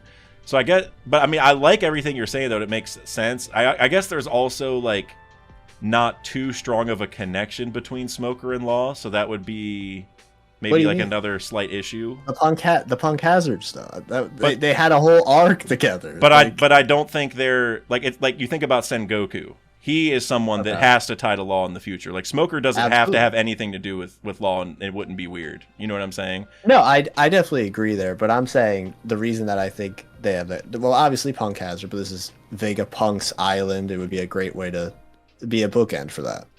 Because Law was obviously one of the most important characters of Punk Hazard, as was Smoker. Yeah, I don't know. It's tough for me. I like the idea in general. I feel like it's got to be something else. Personally, that's fair. Because so what do you think it is? Well, I was gonna say real quick, like just with the Law and Beppo thing, like going back to like Sengoku, like everything you said, I think Sengoku could apply the same way, but even more because they're closer and Smoke and he's also sailing out right now, right? Like he left to go to Empty Bluffs or whatever it was, and also Law is like an ex-warlord, which that's obviously what most of Cross Guild is, and so if they're going to go mess with Cross Guild, having him there makes sense.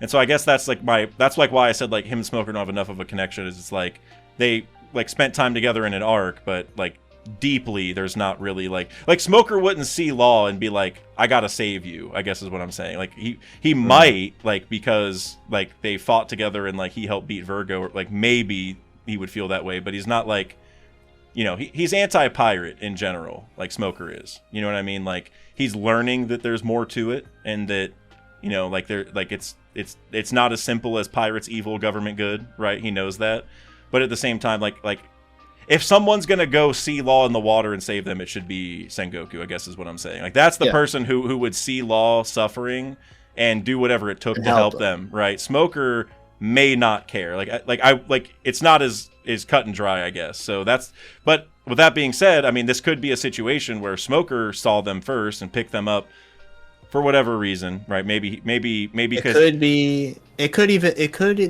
could even be not because of Law being a Law. It's just like, oh, you're a doctor, and most of the people I know are in a hospital right now, and I'm on the way to a hospital. It could be as simple as that. It couldn't even. But he's the one who's hurt, though. He needs a doctor, so it would be like he's taking him there to get healed, as opposed to Law helping the Marines, right? It would be the reverse. That's definitely fair. So that's again why I just think Sengoku would see that and be like, I'm taking you to a hospital right now. I'm not letting Corazone's will die like this, right? Like there'd be like a deep layer to it, and like I said with the Empty Bluffs thing, it could just lead to a lot of cool cross guild stuff. So Buggy greatness, him being afraid of Buggy. Yeah, I mean, well, but as for Smoker's package, I don't really have a great idea for it. I just have a better idea for what Law's doing. But as for Smoker's package, someone brought up the idea that it's a poneglyph. I feel like that's like what a lot of people like. At least I think it's too small. Well, it was kind of like. I mean, Oda scaling the same sizes. Oh, okay. I mean, yeah, like Oda scaling is just, you know, not good.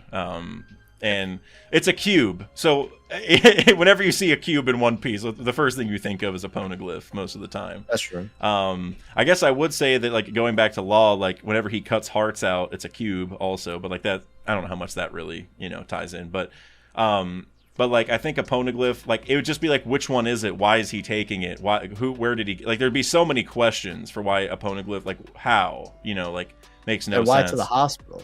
Right. Well, I mean, it could just be that like he found it, and like he's not going to the hospital because he wants to go to a hospital. It's just that maybe he wants to get the rest of the sword people or talk to them about what he found. Right. Yeah. It could be like just more that, because like that's the other thing is going back to Law. It's like if they're already at a hospital, the Marines are good, right? They're getting treated. Like they don't need help anymore. Like none of them are dying. It's not like there's one of them that's like, we need an elite surgeon to come do this. We don't have one. That's true. You know, like if that situation was going on, then it's Law. There's not even a debate that's Law in there. And these, you know, and so I guess that's, you know, so I guess I don't really know. The Smoker package thing, I'm very confused on. I'm happy Smoker is active though. Been waiting for Smoker to get moving. He will be doing something. Finally, my guy. Not really. I don't like him enough to say my guy, but it's definitely someone I've been waiting for a long time, because something I brought up in several videos, probably even my last redacted video, so I guess I'll bring it up here too, because Randy was the first person I heard it from. My last one was with Randy, and I mentioned basically, you know, Oda, like a lot of things come in threes, both in One Piece and just in life or in writing. You know, a lot of time like you know do like threes at a time. Well, Smoker has been in the same situation twice now and has been two different roles, where I guess what I'm saying is we have the one situation with him, Dragon, and Luffy in Logtown, where Smoker was the attacker, Luffy was the victim, and Dragon was the savior. And then you look at Punk Hazard, we had the same thing but flipped around, where Smoker is the victim and Doflamingo is the attacker and Kuzan was the savior, right? So now exact framing, yeah. So we need to have one more where Smoker is the savior, right? Where two people, like someone's about to kill somebody and Smoker stops them. That has to happen. So Smoker is due to save somebody's life very soon from getting killed by somebody else. And so I think this package thing is going to connect. What's that? Chapter Punk Hazard was like 600s. Like I think it ended like mid late 600s maybe.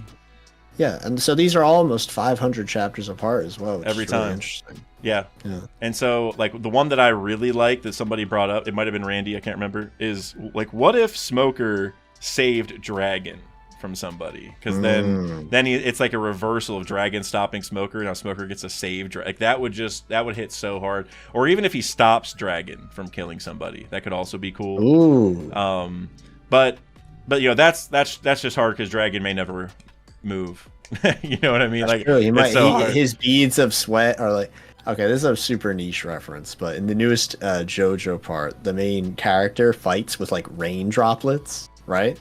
So imagine like Dragon's sweat droplets. Oh my god! Are, like, just gravity bending. It's like the Fishman karate thing, where like the water droplet bullet thing, right? Yeah, literally. Yeah. Oh my god. Sweat, no me, bro. But yeah, I don't know. I don't know what's in the package. By the way, everyone, I haven't said it yet, but you probably have seen it. This is a back scratcher that I've been flipping around. I also scratched my back with it earlier, so maybe some of you noticed. But I've been flipping it around so much that I keep seeing it on camera, so I know someone's going to comment. So if you stuck around to the end, you got to learn what it was. Yeah. But the lurking legend was the back scratcher. But yeah, Kev, I think that's about it for this discussion. Anything else you want to say or just plug for your channel or anything like that? Well, if you enjoyed any of my brain rot, check out the channel. That'd be fun. Link That'd below. be fun. Link below. Below. Obviously, sub to this channel. You got some great people who have been on here. I saw Sai was the first one, then Hidden Par, Randy. It's and now I'm here as well somehow. King Recon's next. King Recon is next. Yeah, well, we haven't pinned down a time, but he has agreed it'll happen. That'll be a masterclass. That'll be a masterclass right there. Oh yeah. Yeah. Overall, this was a fun time. I love talking about One Piece with my guy here. It's a great time. And we're going to the Symphony soon. Oh yeah, that's 2 weeks from now. Yes, at the time of this recording. Not today, but that'll be a fun time for sure. And there may be a chapter before that as well, so that could be fun. Yeah, not like the day, but yeah, it's the day before, I think, is when we're gonna get one. So it'll be something like that. But yeah, that'll be fire, bro. That'll be fire. Yeah. Also, we're almost at 10K. That'd be sick. I know this tattoo channel has, still. The tattoo, it's on deck. It's on the way. Okay. It's on the way. Mac and cheese tattoo. They got not the mac and cheese though. Not the no. Everyone, if you think Kev is crazy for not liking mac and cheese, please comment and go subscribe to his channel and let him know over there. Yeah, absolutely. And I will say, this is gonna kill me. When I have been taking a bit of a break because I was on a trip abroad. I hung out with Desnes and Marth, and a lot of the drinks there, they were crazy.